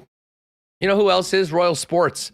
I said, last Friday on the program, Greg texted me, Royal Sports knows the Jets are going through round number 1, and that's why we are fully restocked with white shirts, white hoodies, and white hats, everything that's sold out so quickly heading into the series. So For those of you that missed out, get down to Royal ASAP and make sure you're ready for round 2 and beyond in the whiteout. They've got it all, white jerseys, hoodies, I mean, you name it. And while you're at it, check out the bikes, soccer, softball, baseball, tennis, everything for spring and summer is in the store right now. But the focus is on these beauties and everything else they've got down over at Royal Sports, 750 Pembina Highway. Make sure to check them out on Instagram for the latest merchandise drops and sale information. Boston Pizza will be a great place to be tonight. We got a doubleheader. Game 1, Caps, Canes, and then the main event later on tonight, the series we just talked about with Murat, Vegas and Edmonton going at it down in Sin City. Boston Pizza is your playoff headquarters throughout the Stanley Cup playoffs with the brand new playoff menu. With wing flights back, the Scoville Showdown for you crazies that love it hot, triple pep pizza, the new Wingman pizza, and of course that Canadian all-star poutine as well. Get on down to Royal tonight and throughout the playoffs for the BP pizza menu, for the Boston Pizza playoff menu. And hey, if you are at home, you can always order online at bostonpizza.com. You know what pairs well with a Boston Pizza? A Little Brown Jug. Of course, Little Brown Jug available at select BPs in Winnipeg and in Manitoba. Give a big shout out to our favorite local brewery, the fine folks at Little Brown Jug. You train day in and day out, learning new techniques, approaching new concepts, and living out the thrill of achieving your goals. Building a craft beer is no different. While you spend your hours on the ice, we spend ours here, brewing our trademark beer. Again, and again. Here's to pushing the status quo and challenging ourselves to build something memorable. 1919 by Little Brown Jug. All right, shout out to our friends at Little Brown Jug. Hey, let me fire up the why not question of the day for you all. And we'll get to some fan feedback for fans first in a minute. But why not question of the day for not Autocorp at Waverly and McGillivray? And maybe this is an easy question as to the man we're about to speak to. But who do you think is the key to Winnipeg Jets' success in round number 2? Is it the health of Mark Scheifele or Josh Morrissey? Is it the return to brilliance of Connor Hellebuyck? Is it the continued emergence of Cole Perfetti? Is it Nikolai Ehlers or Kyle Connor? Let us know in the chat for the why not question of the day. We'll get to some of your thoughts on that in a minute. Now, we do have Sean Shapiro joining us from the latest on the Dallas Stars. But let's hear a little bit more from Connor Hellebuyck, who spoke today. And listen, we all know that this was a very, very weird series, certainly for the Jet netminder. Here's what Hellebuyck had to say about getting the yank 3 times all on the road. Hey, in those scenarios, I felt great. I felt like my game was on, and I felt like I was getting back to me, and I was really putting my best foot forward. And to get the same outcome, that's when the mind really starts to wander a little bit and makes you think, are you doing anything wrong? And, as much as you look at it, and there's not a whole lot different in your game, but you still start to chase results a little bit. And, I've been preaching all year, that's the most dangerous thing for you is, going with expectations and relying on results. No, you play your game, you play as hard as you can, and you move forward there. All right, well, the team will be moving forward with Hellebuyck into round 2 against the Dallas Stars tomorrow night. I'm looking forward to this one because I kind of feel like this is the case that, to get over the hump, to have the team carry him the way he's carried the team for so long, that maybe there is a weight lifted off his shoulders now that the team is through round 1. Here's what Hellebuyck had to say on that. There was definitely I don't want to call it an awakening, but there was definitely a moment there where I was able to take my game to another level, and feeling that, and it definitely gives you some momentum and some confidence going into the fourth, moving into the next round. And that being said, we're in some new territory that we haven't been in a while, so I'm really excited. It's a restart for me. Who cares about what just happened? We got through it, and moving forward here, I'm really excited to put my best foot forward and, do my job. All right, there's Connor Hellebuyck from today. Now, here's one more clip, and he mentioned the awakening. Ellie was asked when he felt that awakening that he had just described in the last clip. Yeah, well, to be honest with you, I felt it this series multiple times.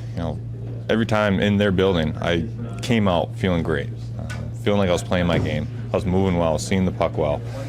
And then bad bounces happen or breakdowns happen, and you start chasing results a little bit, and then in the back of your mind, the results kind of creep in, and makes you wonder, is what you're doing enough? And that was the biggest thing this series, is what I'm doing enough. And being in that moment and seeing how many people believe in me and how many people care about me in this room was a really good feeling. And talk about growth moments, that's definitely a family growth moment in this room. So for me, myself personally at least, and moving forward here, getting into that OT, it was I'm not going to let these guys down. And they pulled through, and the rest is history. And now we just got to look forward and continue to build my game. Right, there's Connor Hellebuyck. Oh, I get pumped up listening to that. Oh, letting anything in this round. We'll see. Here's one more from Connor Hellebuyck.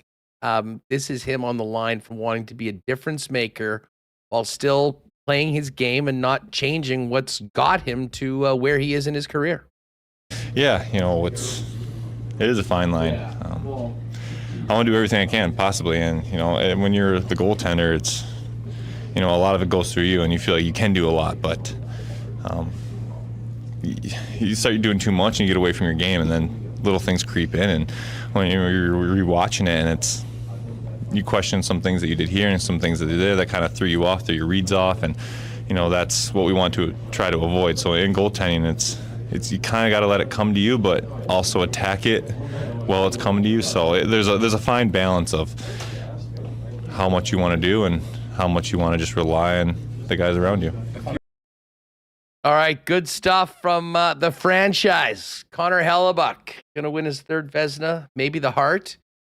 And we all know the award that he really wants, and that's to have his name on the Stanley Cup. All right, let's get to fan feedback, brought to you by Fans First. A very busy place right now, fansfirst.ca, as people trying to find their way into the building for the whiteout and Stanley Cup playoff action. Fans First is your number one spot for buying and selling Winnipeg tickets on the resale market with no added fees. When you go to Fans First and you see a pair of seats, you see a price, that is what you pay, and that's it.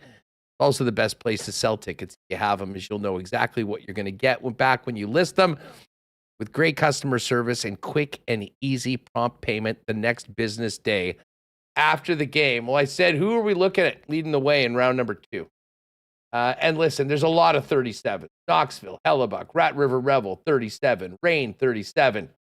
But I went through a bunch of names, and there's a number like Tracy O, like Stoop, 23. I think Mary Jane, all of the above. I mean, and that's not wrong. To beat the Dallas Stars, it's going to be all hands on deck. Twisted Wolf says Velarde and Ehlers need to step up in round 2. I mean, I think both of those guys will absolutely be better in round 2 than, kind of coming in the situation they did. Huge games late in the series after being off for a month. Hockey Mom, Lowry, he leads by example. Everyone knows what we're going to get out of Adam Lowry. And Chuck Winnipeg, the heli recalibration and the rise of bets. T. Konopoli with an all caps heli and much more. Hey, listen, this is a Hellebuyck team. He's been the leader all year long, going head to head against Jake Ottinger, who was his backup at the Four Nations. It doesn't get much bigger than this for Connor Hellebuyck and the team, and I think he'll be ready to rise to the occasion. Fan feedback brought to you by Fans First. Check out the site today, fansfirst.ca. By fans, for fans, no fees. All right. I see some people asking about the Coolbet contest for tickets. Yes, we will be doing a marble race to see who's going to game number 1. We'll be doing that a little bit later on, so stay tuned for that, and information and details on how you can enter for subsequent marble races to win tickets later on in the Stanley Cup playoffs. But first, I could keep talking about Game 7 forever, but as we just mentioned with Murat, there's a series tomorrow, and there's a big opponent coming to town, and that is the Dallas Stars, fresh off their miracle moment on Saturday night, led by former Avalanche star and now Dallas star Mikko Rantanen. So let's now check in with Sean Shapiro of DLLS Sports for the latest on the Stars as we look ahead to puck drop tomorrow night downtown.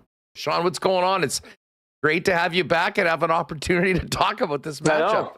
I think last time I was on, I think we were talking maybe about the stakes of what a Jets-Stars game meant for potentially claiming the Central. I think we were talking about that last time I was on. So now we get to kind of see the spoils of that. The Jets are now going to have the home ice for this series, but this is, getting ready for this. This is a fun one, and one where honestly, both of us might have been, if we went off the 10-minute mark of the third period for both games this weekend, we'd be, we might not be doing a show right now.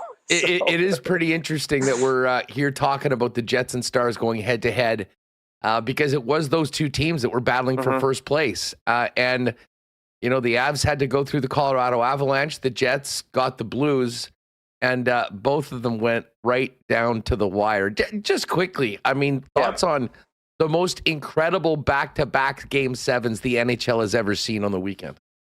Yeah, I mean, so obviously you guys saw firsthand the Winnipeg one, and you guys can speak a little bit more eloquently about what that was like in the building. But I mean, from the Colorado-Dallas Game 7, I mean, is there, from a storyline perspective, obviously in an individual game, like the 1.7 seconds in Winnipeg is absolutely incredible. But from an individual storyline, this guy has spent 10 years with one franchise. His team is down 2-0.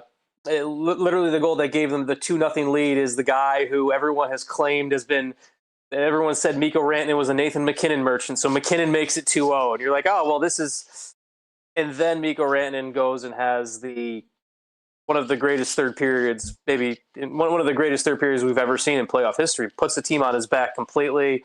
The 3 goals, has the secondary assist on the Johnston goal. I mean, to me, that's one of those where, like, in Stars Avalanche lore, right? Like, that's one of those where this series was already kind of the Mikko Rantanen is a star, not an Avalanche. It was already kind of a little bit of that shock. That was that third period right there's that statement of, like, he's now gone. He's turned full. If you're a Colorado fan, he's turned full heel, and he's part of Dallas now. Because that was just an incredible storyline to watch. And I have a good friend who's an Avs season ticket holder who was texting me during the third period, and then he texted me after the game. He said, I could not have imagined a more painful way to lose that game than to have that happen with Mikko Rantanen. Oh, I've got some friends in Denver, Will Peterson that comes on with us, and I mean, they want McFarland fired now, who was apparently the GM of the year at the trade deadline once they take care of everything. But hey, listen, things can fall apart quickly, and they did for the Blues, and they certainly did maybe a little less quickly for the Colorado Avalanche. But the Stars' performance in the series was interesting because I kind of thought that there was a couple games they were clearly the second best team in Game 1 and Game 4. Yeah. But with teams that do well in the playoffs, you're not always just blowing the other team out of the building. And I thought that their performances in Game 2 and Game 3, where some would say they had no business winning. I mean, they never were leading in the game, but they found a way to get back into it, tied in the third, and then make the most of overtime. And it seemed like they built throughout the series. But again, that's a great team on the other side. And they had to harness, I'll agree with you, maybe the most incredible 20 minutes by a single player, considering the stakes, the scene, the opponent, from Mikko Rantanen to get over McKinnon and the Avalanche. Yeah, and it's the Rantanen thing can't be understated. The other thing is that's just so impressive about how the Stars built through that series. If I had told you that they would go and get through that series without Miro Heiskanen playing a single game, you probably wouldn't have believed me. Like, we all kind of knew after the injury, it was a week before the trade deadline. I think it's now been about 103 days since he had his surgery. Everyone would have assumed, okay, well, maybe he's back for 5, 6, and 7. Maybe there's something there. And then on top of that, Colorado gets Gabriel Landeskog back in the lineup, and Landeskog actually played rather well for someone who for another credible story that kind of got lost at the end of Game 7 there. And so for me, this was a bit of a statement resiliency type deal for Dallas, where not only was it down 2-0 in the third period of Game 7, they had lost 7 straight going into the playoffs. Lose 7 straight going to the playoffs. Lose Jason Robertson in Game 82, their leading goal scorer. They lose Game 1 in a series for the 8th straight series. They've lost 8 straight Game 1s in a series now. It's absolutely bonkers. As much as the Pete DeBoer Game 7 stat is crazy to me, the Game 1 stat is even more fascinating to me almost. And they kind of just, they never went away. Even though they did get completely housed in Game 1. After that, every single game they were in, even if they were getting outplayed, big statement series from Jake Ottinger for me. Just kind of a guy who has kind of proven a little bit more that he can answer some of those criticisms after what happened in the Western Conference Finals against Edmonton last year when he got outplayed by Skinner. And it's a team that they've got that group of, it's the Duchesnes of the world, the Jamie Benns of the world, the guys who are no longer the top billing when it comes to talent or speed or whatever they were at their peak, that I think have really defined that group. And I just think this team in Dallas took a little while to kind of find someone to fill the Joe Pavelski role, because Joe Pavelski used to be that emotional kind of cog that tied everyone together and made this group resilient. And I think a bunch of guys kind of grew into that spot more. And I think we saw a lot of that kind of in this Colorado series, where they did this without their best player, and they did this with a lot of his contributions up and down, obviously before the Rantanen goes all world himself in the third period there. Yeah, I mean, it's easy to just focus in on Rantanen for obvious reasons coming out of Game 7, because we'll always remember that as the Mikko Rantanen game, and he's had some pretty big playoff performances in the past as well. But this team, I mean, is stacked. And listen, Logan Stankoven's going to be a great player, and you have the 2 first-round picks. But I mean, it's a major upgrade there. And they did it, as you mentioned, without Robertson and without Heiskanen. But when I look back at the regular season series, I think back to some of the biggest games the Jets played all season. I mean, the Dallas Stars were really thought of as the measuring stick in the Central Division. And there were those 2 games down the stretch. The game here in Winnipeg on the 14th of March where the Jets won 4-1. And maybe the most impressive game of the year is certainly right up that April 10th playing for the division, which was when we had our last conversation. And the Jets go in and shut the Dallas Stars out. I mean, the Jets were 3-1 against Dallas in the season series. And for a team that scores like Dallas actually only scored 5 goals in 4 games against Winnipeg in this series. But I guess my question is, how different is this team right now going into tomorrow night than maybe the ones that we saw even late in the season? Yeah, I'll add 2 parts to this. There's a good example is one of the things that is one of the Stars last year against the Vegas Golden Knights. I think they were 1-4 against Vegas in the regular season, and then they go and they go and beat Vegas in the playoffs. And so I think for me there's twofold to it, where there's an element of playoff hockey and regular season hockey. There's some correlation, some things you learn about teams and everything like that. But I really think one of the things about the Stars and Pete DeBoer is there's coaches in my mind that adjust well in games, and there's coaches in my mind that adjust well from game to game. And Pete DeBoer is one of those coaches that adjusts well from game to game, which maybe goes into a little bit of that why he's so good in Game 7. He's had 6 games of evidence and why they've been so bad in Game 1. Maybe there's something. Maybe there's a bit of a reason there too from the coaching element, because that's one of the things where you don't really see Pete change his tactics much in game. It doesn't really happen much. There might be a line change here or there, but they typically go in with a plan and it kind of sticks all the way through. But if it doesn't work in Game 1, they tend to change things up a little bit and attack it differently in Game 2. If something didn't work in Game 6, they go into Game 7. And so that's one thing about the Stars, where you'll see a team that will evolve a little bit with the series. I'm not sure how much it'll happen in game, because I think that's just reality of how that coaching staff runs. But you'll see a team that evolves, and something will happen in Game 1 that they'll make an adjustment to. One of the things, the Wyatt Johnston goal, the power play goal in the third period off the Duchesne pass. That's a play where apparently Stars goalie coach Jeff Reese had pointed out to Wyatt Johnston that, hey, Mackenzie Blackwood likes to leave his stick out there to try to take that pass away, so the glove is a little bit lower. And so that's apparently, like Wyatt Johnston even mentioned, that's something that, hey, that's kind of what we're talking about, kind of the chess match of this evolving. So the Stars, I think, from the regular season, there's two parts of it. I think they'll be better at making adjustments from game to game because coaches actually focus on that more in the playoffs. And then the other thing is there's a bunch of players on this team that have kind of stepped into roles that I don't think they were confident or willing to step into in the regular season. And so let me put it this way. So right now, you look at the Stars defense. Alexander Petrovic has played 7 playoff games. He played 2 regular season games for them. Very similar to last season, where he played more NHL playoff games than regular season games. They've completely shelved Matt Dumba and Brendan Smith. And now we can assume Petrovic will probably leave the lineup whenever Miro Heiskanen comes back in. But the Stars were a team that was kind of this revolving door on defense after the Miro injury, where they kept trying to ask guys to seize it, and everyone struggled and failed, and it was basically Thomas Harley and 5 dudes. Well, it's turned into the other 5 dudes have kind of figured out what their role is and kind of like built around Thomas Harley, and the Stars defense has gotten so much better. So that's kind of that's the big one for me. On the blue line, even without Miro, even without their best player, they're in a spot where they've got a group that kind of understands their roles. And I think down the stretch, late in the season, there was a lot of people maybe competing for jobs, pushed outside of roles they were comfortable with, and it just kind of led to a lot of calamity. And I think that's that's definitely what we saw change kind of after Game 1 against Colorado. Game 1 against Colorado was a watch. You throw it out. That series really started in Game 2. The DeBoer stat of 9-0 in Game 7 is just the most bananas number. Yeah, especially for a guy that hasn't won the cup. I mean, he's had so much success.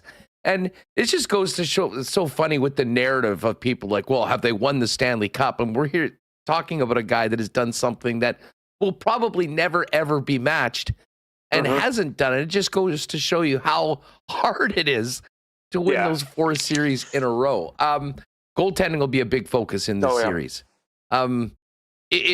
The Jet fans, it kind of feels like they got Connor Hellebuyck back in and around the second intermission of the game of Game 7.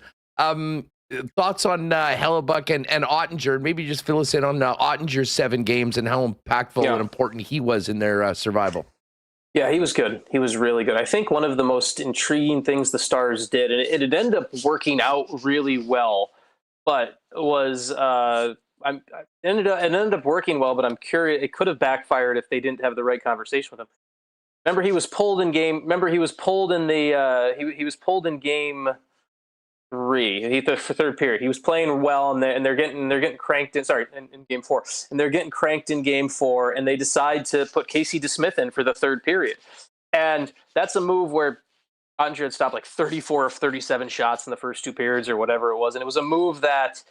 At the time, you're like, this is, as long as you communicate the right way. They basically punted on Game 4. And in a weird way, from that moment on, like, it was, I know the Stars had a good conversation with Ottinger before that happened, during that intermission. I know they had it, obviously, going into, he was really good in 5. There was the weird bounce in Game 6 that you can't really put on him. And then, for me, his Game 7, and I said this on our DLLS show the other day, where the last minute when it's 3-2, and obviously everyone's getting all excited about what Rantanen did, but there's the Statue of Liberty save, holding the glove up with 35 seconds left. There's the big pad stop earlier.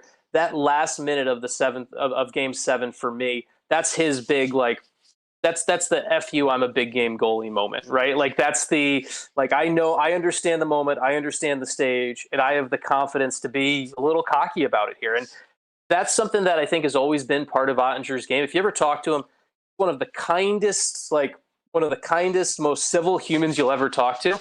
But he also is one of those guys that underneath the surface is very driven by, he loves playing on the road. He keeps track of his haters. The one place I've ever heard he's brutal. He's a relentless golfer. I've been told. Like, he's one of the best golfers on the team. He's a ridiculous trash talker when he golfs with other guys, I've heard. And it's because it's very similar to that, where it's all calm and cool under the surface, and then he finds ways to kind of bottle that motivation. And we saw a lot of that there. And then for me, for Hellebuyck, I think there's obviously the biggest. It's really fun as an American here, and as an American who nerds out about the goaltending position. This is a fun series to watch because USA Hockey is going to have their eyes glued to the screens on this one, right? Where this is the series where you have your 1 and 2 for the Olympics next year going head to head. You've got the guy who had a little bit of a hiccup in round 1, as you guys well saw, but we all know he should be the league MVP this year. And then the guy who was serenaded with, what was it, Helly's backup, the chance that they were giving him back in April. So oh yeah, so this is from a goaltending head to head. This is one where if you ran whatever network's doing, you could run an ISO cam on both goalies on both nets. It would be fun to watch that series alone that way, not even just talking about everyone in front of them. Well, I mean, like the Hellebuyck story coming out of round 1, the fact that we are talking about a Jet team that is still alive after Hellebuyck had arguably the worst 2 weeks that we've seen since he got to the NHL is incredible. And to use the golf analogy, it's almost like giving Scotty Scheffler a mulligan or something like that, where you kind of you get through it. And I don't think it's an understatement to say that the Winnipeg Jets, they need Connor Hellebuyck to be the best player for them in this series if they're going to win, especially when you consider the uncertainty. It's still crazy they won that game without their number 1 center and without their number 1 defenseman, much like the Dallas Stars beating the Avalanche without Heiskanen and Robertson. But Hellebuyck is such an interesting dude. I'm sure you've heard him talk before. Yes. Yeah. He'll. I have no doubt that he'll be a different goaltender coming in. And again, he's had a lot of success against Dallas. They played recently. So I mean, it should be a heck of a series. Just quickly on the infirmary, we did see Jason Robertson taking line rushes today. Didn't see Miro Heiskanen. To the best of your knowledge, what are the chances we see these guys in this series, and if so, when? Yeah, so the Stars have said, well, we expect both to play this series. They've said that, which is obviously much more further than they've said anything about round 1. Now, I always throw back to in Dallas last year, Yanni Hakanpää was day-to-day from like February 28th on, and then we all saw what happened with Yanni Hakanpää this year. So what is the fog of war with injuries? It's always a funny thing with whatever you want to take from what Pete DeBoer says. But from what I understand on things, and it's interesting to see Robertson taking line rushes today because another guy dealing with a knee thing, just like Heiskanen was dealing with. Now, Robertson didn't have to have surgery, so it's quicker you come back quicker from surgery. For me, the evidence is they didn't rush either guy in round 1. When the series was 2-2 and going into game 5, they didn't rush him. When they had a chance to close that in game 6, they didn't. Neither was good enough on Saturday. Neither was healthy enough on Saturday to even be considered rushed back in a game to save their season. And to me, that evidence tells me that I think on the back end with Heiskanen, I think we're looking at least a couple games. Just now, that's all kind of pure. He had knee surgery.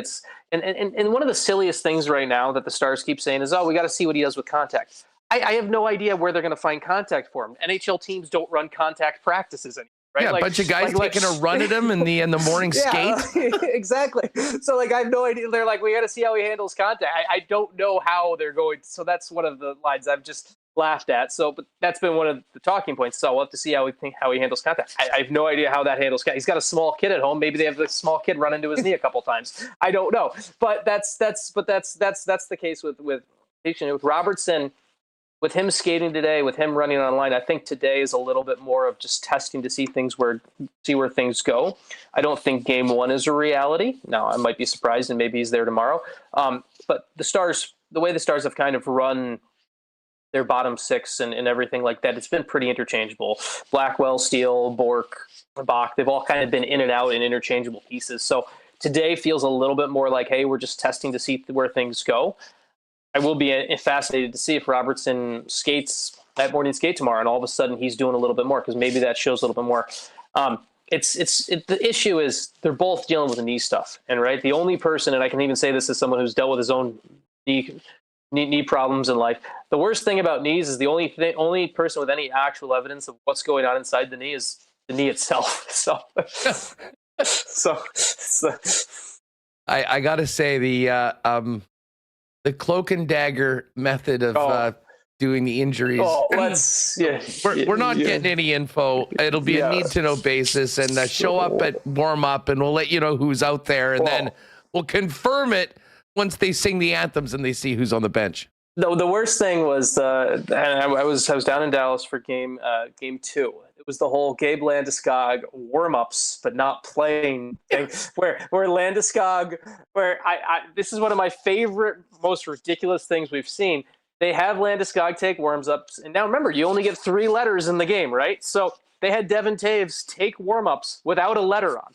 Because and so he takes warm-ups without a letter on, so you're like, oh man, there's 3 letters out there. And then Landeskog takes warm-ups with the captain's C and everything like that, and then he still gets scratched. So someone in Colorado no one was in the mood to answer this question because Dallas won that game pretty handily, but no one in Colorado was in the mood to answer the question of, did they just have jerseys hanging, one with the A on it that he slipped in, or did the equipment guys have to do the quick stitch during the 18 minutes between warm-ups and period 1? It's all ridiculous. So well, I'm sure we'll get more of that between the two teams that are fighting for to represent the Central Division in the Western Conference final. Thanks so much for doing this, Sean.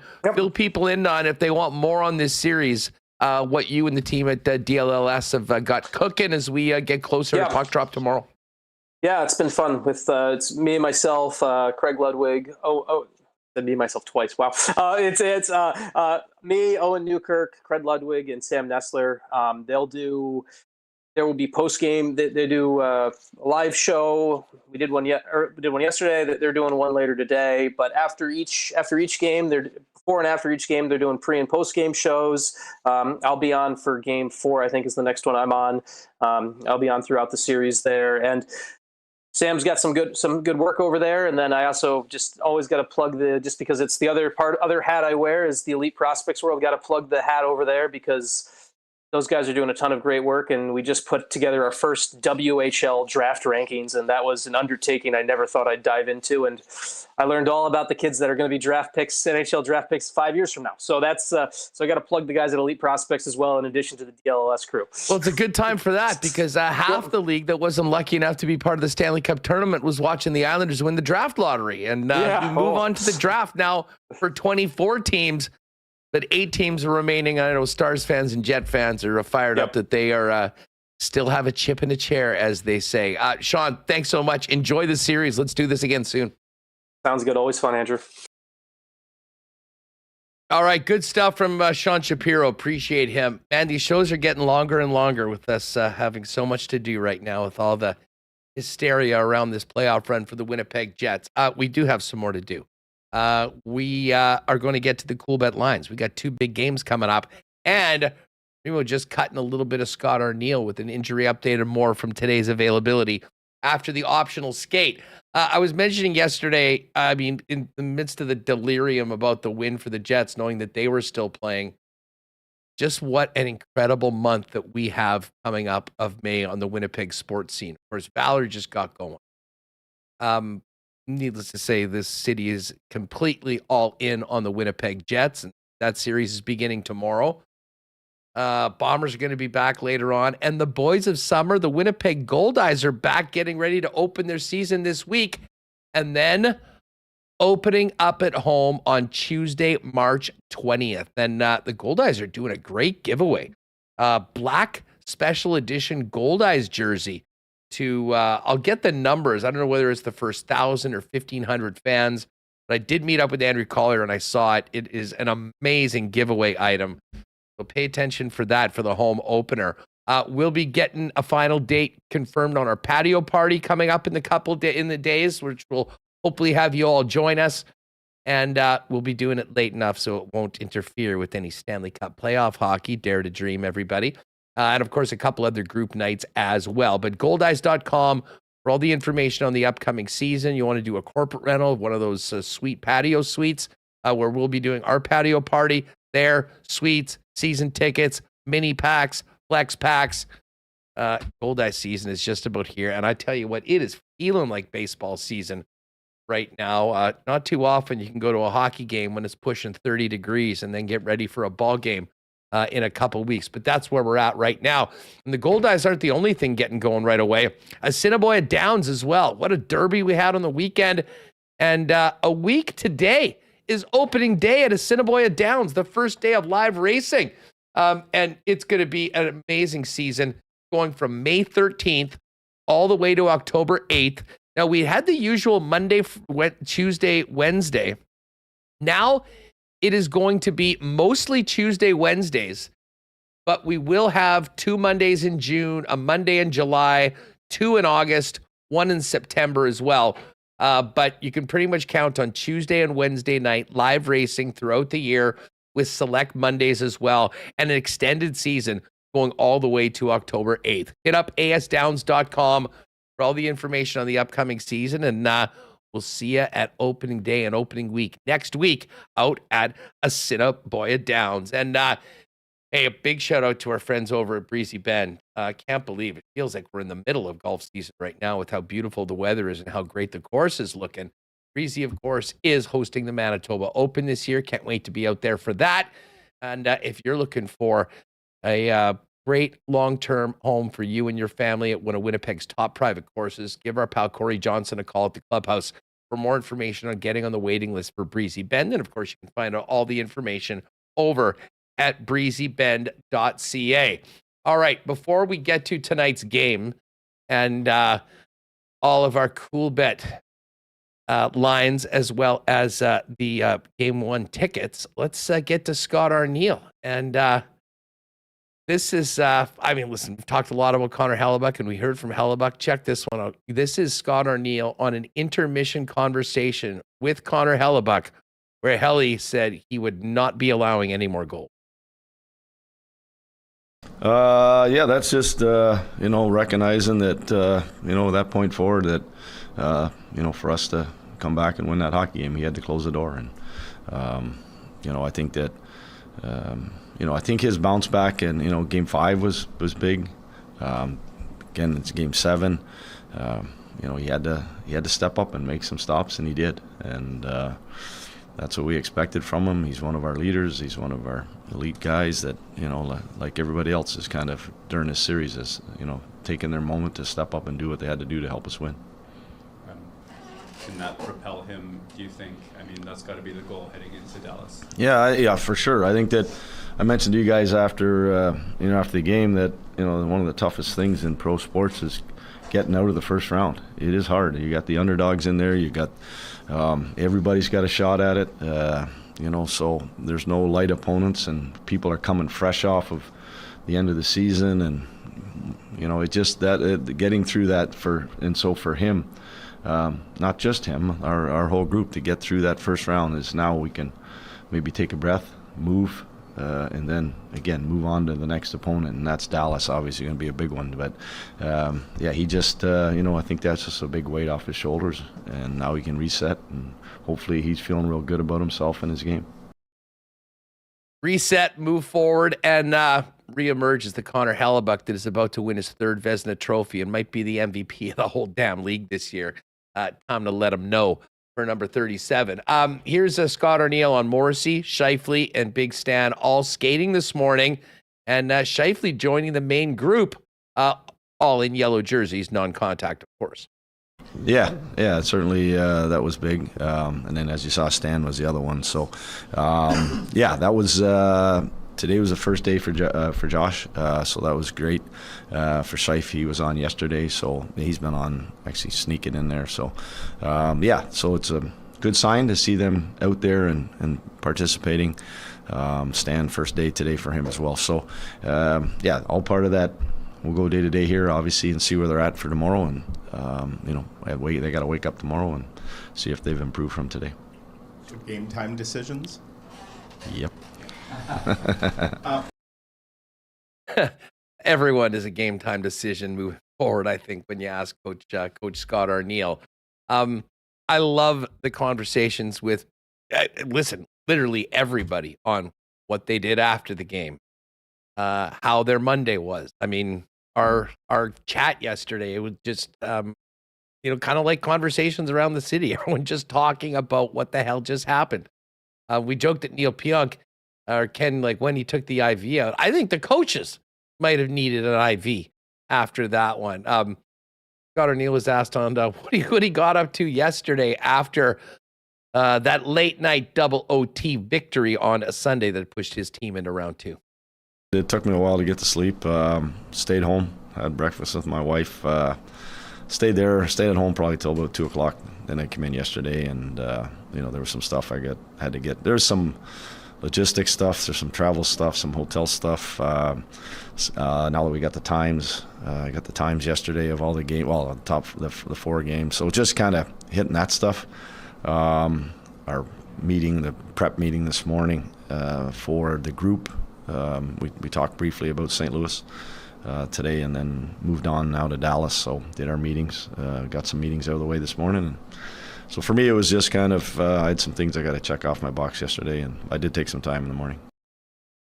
All right. Well, you know what, Arnie, you sleep in, have breakfast with Leah, and enjoy that win. But now it's all business, back at it. And I'm sure the team services guys and everybody else very, very busy yesterday.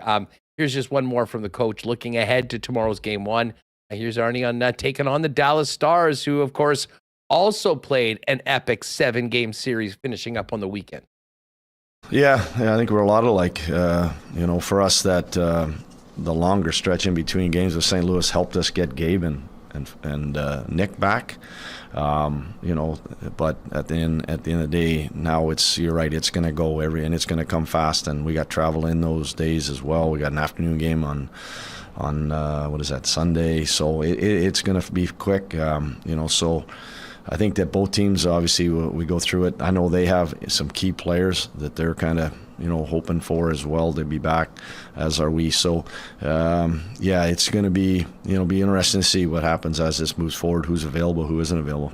But the other thing for me is just we had to go through it, and like I mentioned, and I'm so proud of the guys that how we had to step up. It was in game 5, it was 3 centermen and missing Scheifele, and then last game the 5 defensemen having to step up for Josh, and just a yeoman's effort by everybody. All right, so there's Coach Scott Arniel of the Winnipeg Jets. We'll have much more on a game day edition tomorrow of the show with the latest from the morning skate. And maybe we'll save some of Neil Pionk for tomorrow. I'm sure he was awesome today. But we have some business to do. Now, listen, before we get to the Coolbet lines and execute one more marble race to send a lucky WST listener and Coolbetter out to game number 1, I put out a tweet yesterday in the evening. I had this conversation with a few friends, and I'm like, you know what? This is probably something I should really kind of put out to the people. And I expected to get a lot of feedback, and I did. It was very simple. Anyone have stories about people leaving early last night before the comeback? Or better yet, you did it yourself and want to own it? Reply or DM. And man, I got some awesome feedback. I'm just going to go through a few of them for you. Christina Litz, by the way, shout out to Christina. Congratulations on the great start for the new National Women's Soccer League, which she is a huge part of. She had the couple sitting next to us said they had a 2-hour drive home, so left with 4 minutes to go. Cheering the whole time, so they must feel awful. I may buy them around tomorrow. Andrew Van Segland was driving home from my beer league game, hit the red light in front of the arena at the exact moment of the 3-2 goal, and watched in disbelief and amusement of the anger on people's faces who had just walked out. Mark Larveld, shout out to Mark. Looking forward to seeing you at Aikens in a few weeks. Couple next to us left with 3 minutes left. Got to their car and it was tied. They came back and got in for the OT. Not sure how. There was some people that left that did not get back in. I think this is a special circumstances. I think it was just somewhat, if you were lucky if they let you in, and you were unlucky if they didn't. Dr. Terry, what's up, TJ? Two beside me left with 6 minutes, but came back for OT. Likely a tactical beat the traffic move hanging in the lobby. Matt Houston, buddy of mine left with 4 minutes left, went to Frankie's and watched it on TV. Susie Q, lady I work with left with 3 minutes to go. They heard cheering from the first goal as they were leaving the building. Then they heard the tie goal from the crowd outside as they walked to their car. They got home near the end of the first OT. This is one of the worst. Brett Thirsty. A buddy of mine went with a friend, and the Jets were down 3-1. His wife was on her way to pick him up. The Jets tied it up, and the guy was like, "She's outside. I gotta go." And he just went, "Seriously?" Listen, I won't get involved in any people's relations. Okay. Sorry, he didn't leave the game, and it was already going into overtime. He had not left the game, but he said, "We're done. Come and pick me up." In Game 7, overtime. In Game 7. Well, no, I mean, I'm sure he said, "Come get me" when it was 3-1. I'm good to go anytime. Yeah, then you say, "I'll take an Uber home, and I'm staying for overtime." Sorry, plans changed. Sorry to me. Yeah, I mean, listen, and I don't know. He left? Some people can get away with that, no problem. Some people can't. But yeah, apparently he just went and took the ride. Game 7, overtime. Yes. Yes. Come on. I'm like falling out of my chair. I could talk about this for a long time. What? Yeah, listen, for obvious reasons, I don't pretend to be a relationship expert. Probably part of the reason why I wouldn't even think twice to say, "Sorry, plans have changed. I owe you one." How far was the drive? Like, did she live outside of the city? These are all important. I mean, I don't know. I do not know. Can we got to get the friend on or something. Yeah, this is wild. Exactly. I mean, Brett, if you have more details on this one, there's a particular interest in this one. Okay, well, you're going to move on. Like, we could talk about this for a long time. I could keep going.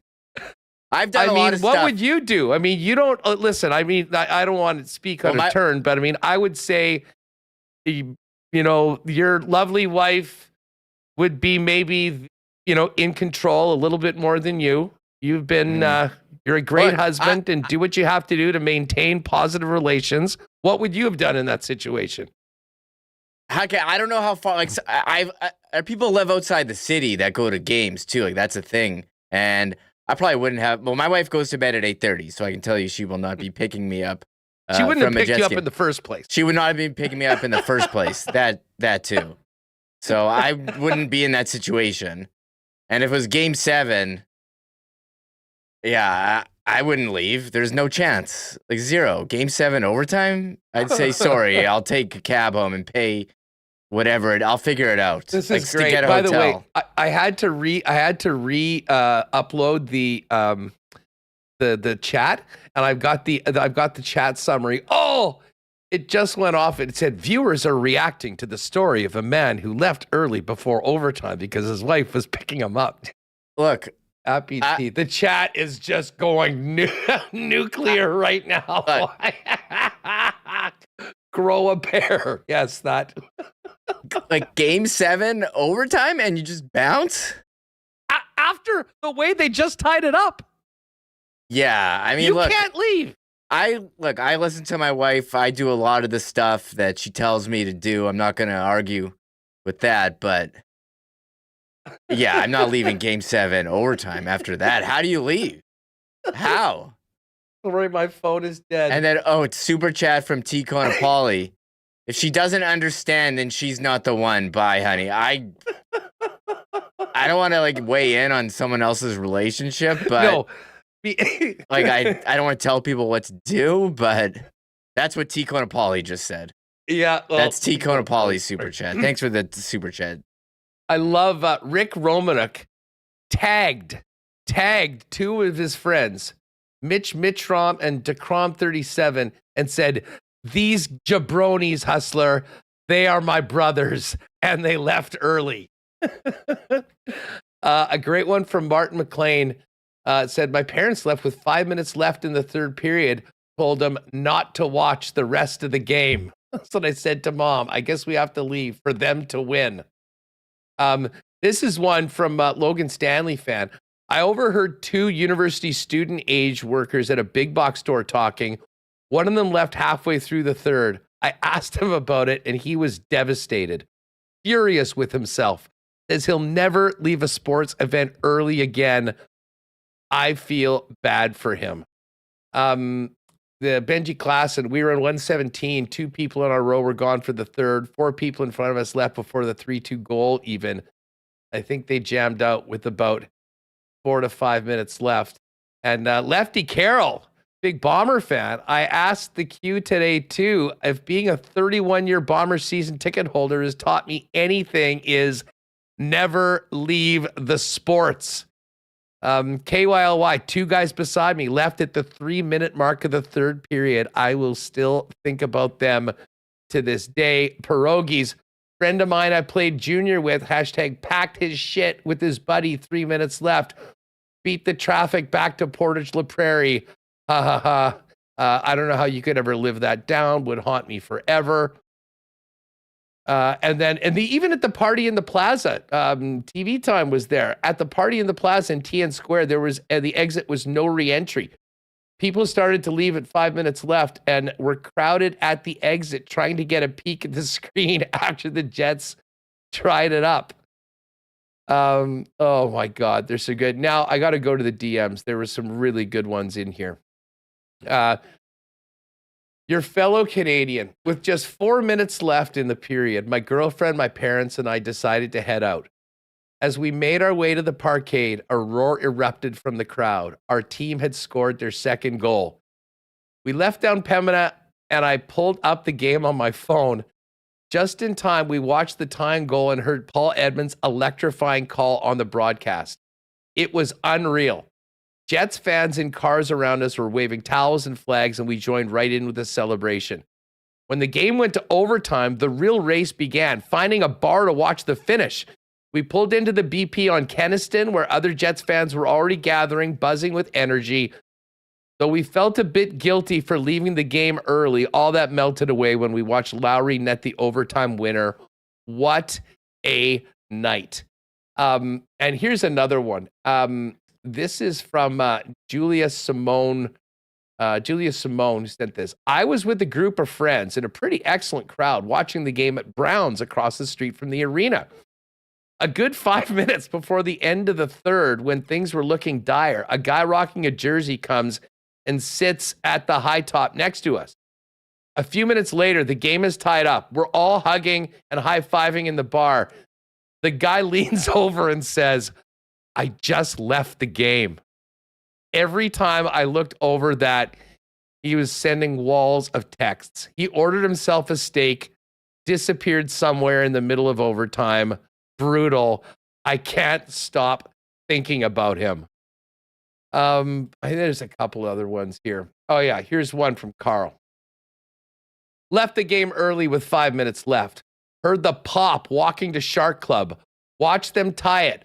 Me and my buddy grabbed our chips off the blackjack table and sprinted back. He got out of Shark Club a bit before me. Not sure where he went, but he didn't get in. I got in at the 100-200 suite entry and stayed for overtime, and he had to go back to the Shark Club. What a night. And here's another one from my buddy Travis Spratt. My buddy's boss had a 2-hour drive home and left with 4 minutes left. Once Vlad scored, they tried to get back in, but weren't allowed. Sucks to not be able to re-enter, but you can't leave Game 7 early, no matter the circumstances. So once again, let this be a reminder, everybody, to never give up on your team. Don't quit and don't leave early, because you never know what might happen. And to all my friends in the old Section S at Canadian Stadium, shaking the keys, shaking the keys at everyone as they would leave early. It is a great reminder to, in this case, beat the blues, not the traffic. You folks will never leave the game early again. And Remis, I don't know. I've been reading these ever since I posted that tweet yesterday. And I mean, I had a pit in my stomach reading a few of these because, like a lot of people said, they're such fans. And I think part of the reason why they wanted to leave is they were so emotionally wrapped in to this playoff run and this team. And, you know, you maybe didn't want to be there to see it end. But to have it turn around the way that it did in one of the most incredible comebacks in Stanley Cup playoff history, and to be running to Browns or BP or listening on the radio after you were there and had a ticket, that is a lesson that you will absolutely never forget. You won't do again, but there are some people, it may haunt them for a very, very long time.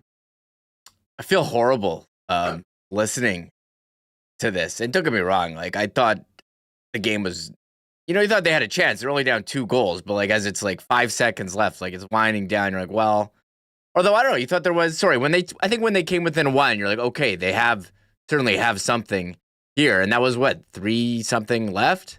No, that was 155. The Nemestikov goal was 155. Oh, they pulled the goalie with 4 minutes. Yeah. Yeah, I mean, they're only down 2. It's game 7. Don't you want to see like the handshake line after? You never get to see that as well, which is a reason why I would want to stay to the end. But I agree. I think there was a lot of emotional pain involved. Man, I don't know if I would admit it, but maybe it was kind of felt good to reveal that, and you can't be holding that in forever, and you want to caution other people for the future as a public servant. This is some big J journalism you're doing right now here, Hustler. You're a reporter. This is the, you know what? This is what people come to expect from WST. You're going to get all of the experience, the fan experience of the whiteout, all of the passion for the team and for our city. And then every now and then, pull the Big J Club out of the bag and relive the agonizing stories of people that made one of the biggest mistakes of their life in giving up on Game 7 in the Winnipeg Jets and having to deal with that for the rest of the day, the rest of Monday, which was the most incredible reaction sports day I think we've ever had. And the good news is you'll have more chances to get back to Canada Life Center and to stay till the end and hopefully see your team continue to win. Now 4-0 on home ice, looking to go 5-0 tomorrow against the Dallas Stars. All right, let's get over to the Coolbet lines, and we've got some really, really exciting things coming up at Coolbet. I do want to mention, I just want to see if this is up right now. Yes, if you go to the promotions, and this, listen, I tell people, you got lots of options. I mean, I've always played a Coolbet even before we started working with them because I thought they had the best lines. I mean, in this game, I mean, you know, you're betting and, you know, you want to get the best deal, if you will. And Coolbet consistently brings it in that. But the one thing that no one else does is some of these incredible promos and contests, like we did in the first round for playoff tickets and like we're going to be doing for everybody that has a Coolbet account for round number 2. But if you go down, Remo, it's the second row far right. For people that golf, and I will take advantage to opt in on this as I'm doing this right here as a Coolbetter, the Coolbet RBC Scramble bucket list trip to Cabot, Cape Breton, one of the most incredible golf facilities in the world and 2 of the top-ranked golf courses in the world. They're sending one lucky winner for a once-in-a-lifetime trip to Cabot, Cape Breton. You and 3 guests will experience the stunning coastal views, world-class golf, luxury accommodations, and the unforgettable charm of Cape Breton Island. The grand prize trip includes round-trip flights to Halifax with shuttle to the Cabot Resort, 2 double rooms on the resort, daily breakfast, lunch on October 12th, dinner on the 10th, 11th, and 12th, shuttles to and from golf every day, You got a round of night golf for 4 at the Nest on the 8th. And then you're going to play Cabot Links on the 9th and Cabot Cliffs on the 10th. For every $50 you wager in the sports book or every $75 in the casino, you'll earn 1 ticket towards the raffle. You can track your progress with the leaderboard to see how many raffle tickets you've earned and how you stack up with other cool bettors. The draw is going to take place in the week following Labor Day. So all you want to do is just click on opt in. So it's counting you. You're in for the contest and go for it. And hopefully we'll be cashing some nice tickets from the Jets in this round and beyond. The futures are looking better right now. But one of the reasons why we love working with Pat, Jake, and the gang, not only do they have great customer service and, have been so great to us, but have some of these unbelievable promotions and trips that you won't find anywhere else. So there's just a tip for you cool bettors. If you have a Coolbet account, get in there and just opt in. Check the promotions regularly. There's all sorts of cool stuff that comes out that, frankly, a lot of people don't notice and don't get in for. Another reason, if you have not already got it Coolbet or got an account, is that you'll be in for some more playoffs in the PEG tickets. So today, we're going to do our lines in a minute, but today, starting, I guess, tomorrow, because I don't think it's up in the site right now yet, Remis? Yeah, I got to figure out how to, with the websites and stuff. Sounds good. But essentially, I'll say this. If you want to be the first one to know, subscribe to our mailing list, get on all the social medias, links in the description. We will let you guys know how this is going down. But you know what? We've had such great support, and there's so many WSTers that are already playing at Coolbet. Working with them on this. We're going to anyone can get in. You're just going to need to give us your contact info so we can get at you if you win, and your Coolbet ID. So it's a perfect example. And we'll throw up a link to when we launch this. If you don't have one and you want to sign up, you'll be able to do that and get in. But for today, because we had a whole bunch of people already that are supporting us and cool bettors, we're putting them all in for game tickets for tomorrow. So we will do that in a moment. So if you did enter the round 1 contest with a Coolbet address for a bonus entry, your bonus entry is today, folks, and we'll be doing that in just a minute. But let's get over to the Coolbet lines for tonight, and we got 2 games in the Stanley Cup playoffs. Credit to me. Let me Barry Horowitz myself. I did have the Leafs last night, and I told you to get on them at plus 105. The Leafs came through. And I think there's major value on the underdogs in this series, in this round. I thought there was value on the Leafs last night at home. I still think Florida's probably likely to win that. But, I mean, the Leafs, with that Game 1 win right in it, we'll see what's up with Stolarz. But I still can't believe that the Capitals are the underdog that they are to the Canes, both in the series and in the game tonight. Washington and Winnipeg are both plus 141 underdogs. Both of them, when you look at a lot of the analytic numbers, actually should be favored on this. So I think the value is there. For tonight's game, I'm on the Caps at plus 114. They've been the best team in the East all year. Listen, Carolina's no joke, but I think they'll be ready to go. These teams don't like each other. We all remember the Chatfield UFC move that happened in their second last game of the season. Tom Wilson will be ready to go. I know that. Give me the Caps plus 114. And to be honest, I think I like the Oilers in this game tonight. I'm sort of with Murat. I think they're a very live dog. The series is a pick'em, but you got to find a way to win one on the road. I think with the momentum that they got from the way they played in the Kings, why not tonight? So Edmonton plus 114. I'm liking both the underdogs tonight in the Stanley Cup playoffs. The Panthers and Leafs are back at it tomorrow. Leafs plus 118 dogs at home. Panthers minus 139. And then for tomorrow night's game here in Winnipeg, it is the Jets plus 103. Dallas minus 121, a slight road dog.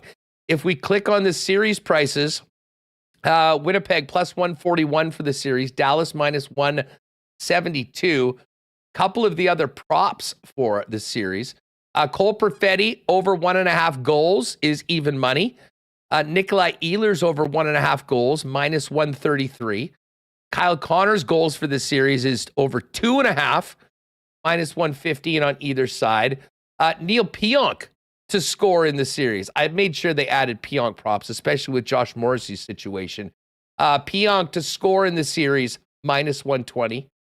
And who else do we have? Any other Jets? We got points.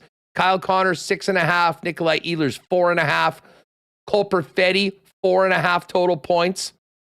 And Neil Pionk, 3.5 total points for these series. They've got exact totals. You like a Jets sweep? 19-1. Jets in 5 is 8-1.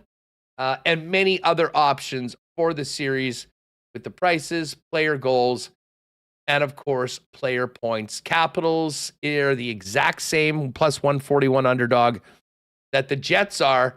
And ironically enough, they're the 1 seed, and they are the top team in the East. So you're locked and loaded over there. I did say to the guys, if you want to check just out the combo cards right at the top of the screen, I been talking about how the Jets have been disrespected and the Caps have been disrespected all year. Well, how about this? Caps to win their series, Jets to win their series, and we've got that boosted from plus 481 to plus 554. So if you want to ride with us, let's ride with the Caps and the Jets in round number 2. And we've got an even better number there, plus 554 for that game tonight. A couple other props for tonight. The Lamplighters, Ovi to score and Draisaitl scores, plus 438. The Dish and Dimes, Eichel, McDavid, and Strome all to get an assist, plus 361. There's a shot prop. There's a points from the point. And every dog has its day. I think I got to get in on this one. Caps and Oilers, boosted to plus 413. Again, you're not finding that anywhere else. There was also some Truest Championship odds as well. I'm getting in on this. Every dog has its day right now. Let's go. Oilers. And of course, that an Oiler win would be one. We're 8 wins away from the Lock Shop Bowl and all those futures we had on that boosted promo for the Jets and Oilers to meet in the conference final. Again, all over there at coolbet.com. If you haven't played there before, use the promo code WST.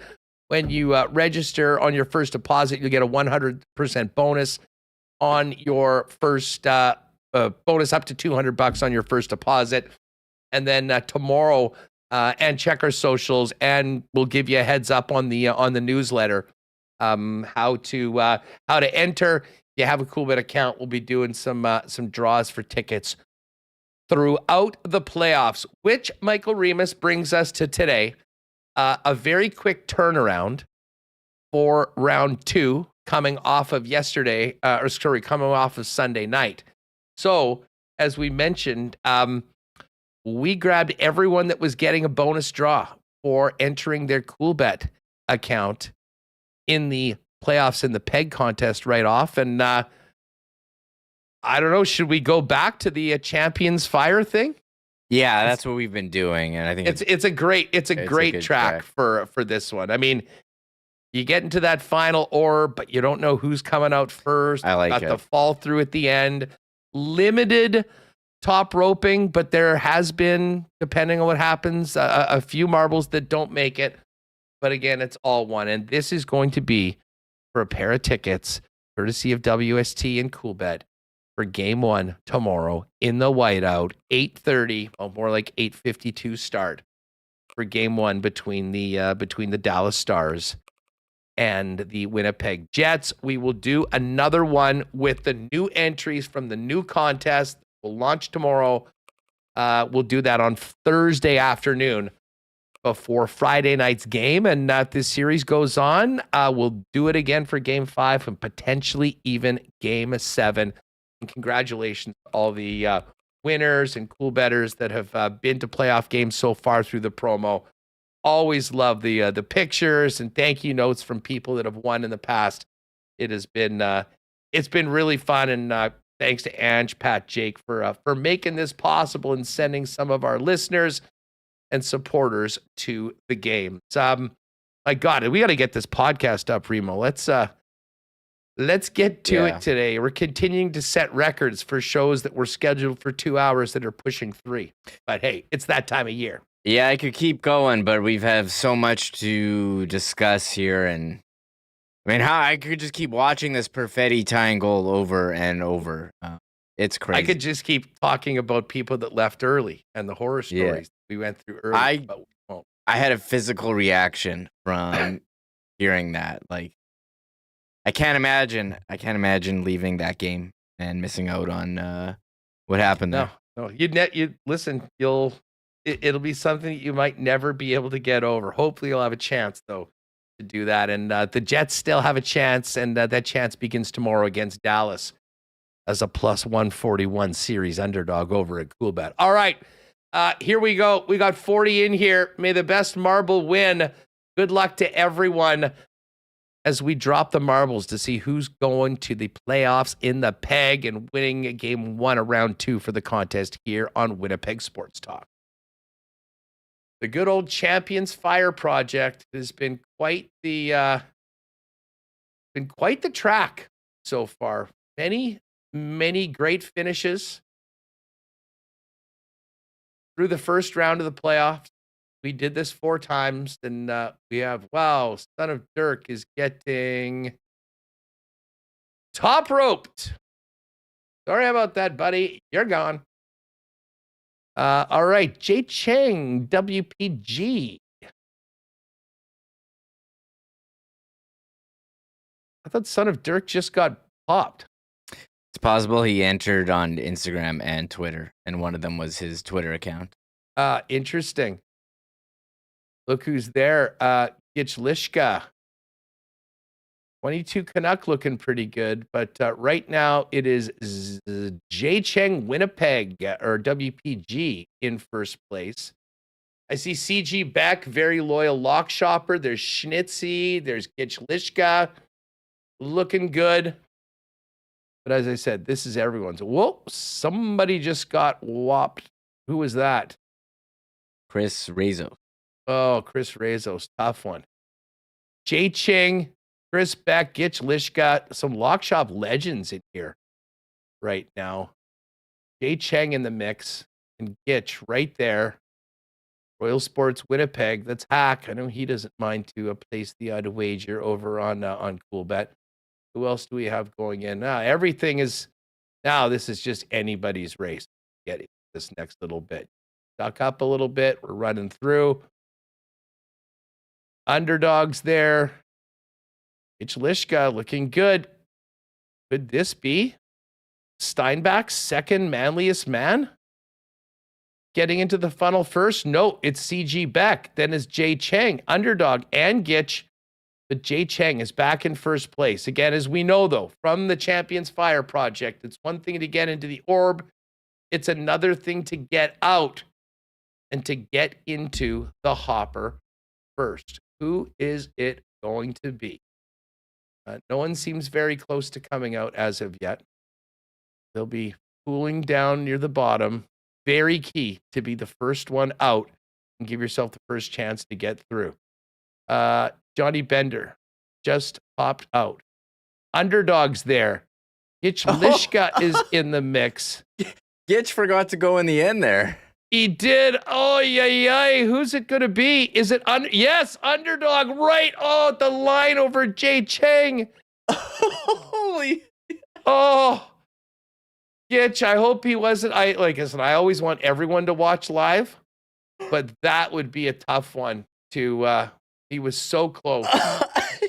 But he'll be back. He's a cool better. He'll have another chance to get in. But there we have our winner. Oh, Todd Fertani at the end. Underdog 29. I is our winner. Congratulations. Jay Cheng, WPG, Gichlishka, Daniel Heford, Squeak, U04U2. Hello there, Michael Klassen, Marcus _WPG, and JPan, another Steinbach representative. Joey Panks has been out to a bunch of the WS nights before as the winner. Underdog, congratulations. We will send you a message on either Twitter or Instagram, whatever you want on. So make sure to check your notifications or check your inbox for that. And again, pay attention to our socials, the newsletter, and tomorrow's show for full details on how you can be in the marble race for the tickets for Game 2 and beyond with the Coolbet playoffs in the PEG contest here on WST. Great race to finish the program. Shout out to Underdog. We'll see you at the game tomorrow. Hope you have a great time. Get your whites ready. And everybody get ready for a huge game day show tomorrow. It's going to be a late one. We'll have... who's on tomorrow, Remo? We have... is it Brandon's coming on tomorrow? Brandon's coming on. And I think Connor's going to be at the rink doing a live report. You know, everyone wants to know us. Jersey color watch. People are texting me, normally don't follow the day-to-day practice habits of the Jets, wanting updates. We will be giving those in the show. Are you getting a lot of texts from people that maybe not normally texting, saying, hey, what's going on with Scheifele? Oh, totally. What's going on with Morrissey? Everyone's coming up to me. I say, hey, bro, I'm on the need-to-know basis like the rest of you. Day-to-day, game-time decisions. Ask me at 8:52 when I see who's on the bench for the anthem. But listen, good news today that Mark Scheifele was out there taking part in practice, even in the non-contact jersey. Who knows? Sooner they can get back, the better on that. Anyways, great stuff today, gang. The vibes are still incredibly high. Tomorrow, though, got to ramp it up, get these towels ready, throw the whites on, and get back down to Canada Life Center to start off round 2 against the powerhouse Dallas Stars. I can't wait. Enjoy the games tonight. Washington and Edmonton. Hoping we can pull that one off. And again, tomorrow, it is all in on round 2. Jets, Stars. Join us live at 1 right here on Winnipeg Sports Talk. And don't forget to turn your notifications on. With the series starting up, there'll be additional content, post-game, and more, which you'll find right here on the YouTube page and, of course, on the podcast feed, wherever you get your favorite pods. Thanks to Paul Edmonds. I checked in with Paul. He's doing fine. That was a bit of a crazy scene that happened earlier today. Everyone's okay, though. Murat, of course, and Sean Shapiro. Thanks to all of you for hanging out with us. Thanks to the sponsors. Get some sleep. It's a late one tomorrow night. We'll see you at 1 p.m. on Wednesday for a round 2 game day edition Stanley Cup playoff style on Winnipeg Sports Talk. Oh my God! Oh! Shut it down! Let's go home! Thanks for tuning in to Winnipeg Sports Talk Daily. Make sure to subscribe on YouTube and your favorite podcast feed at winnipegsportstalk.com.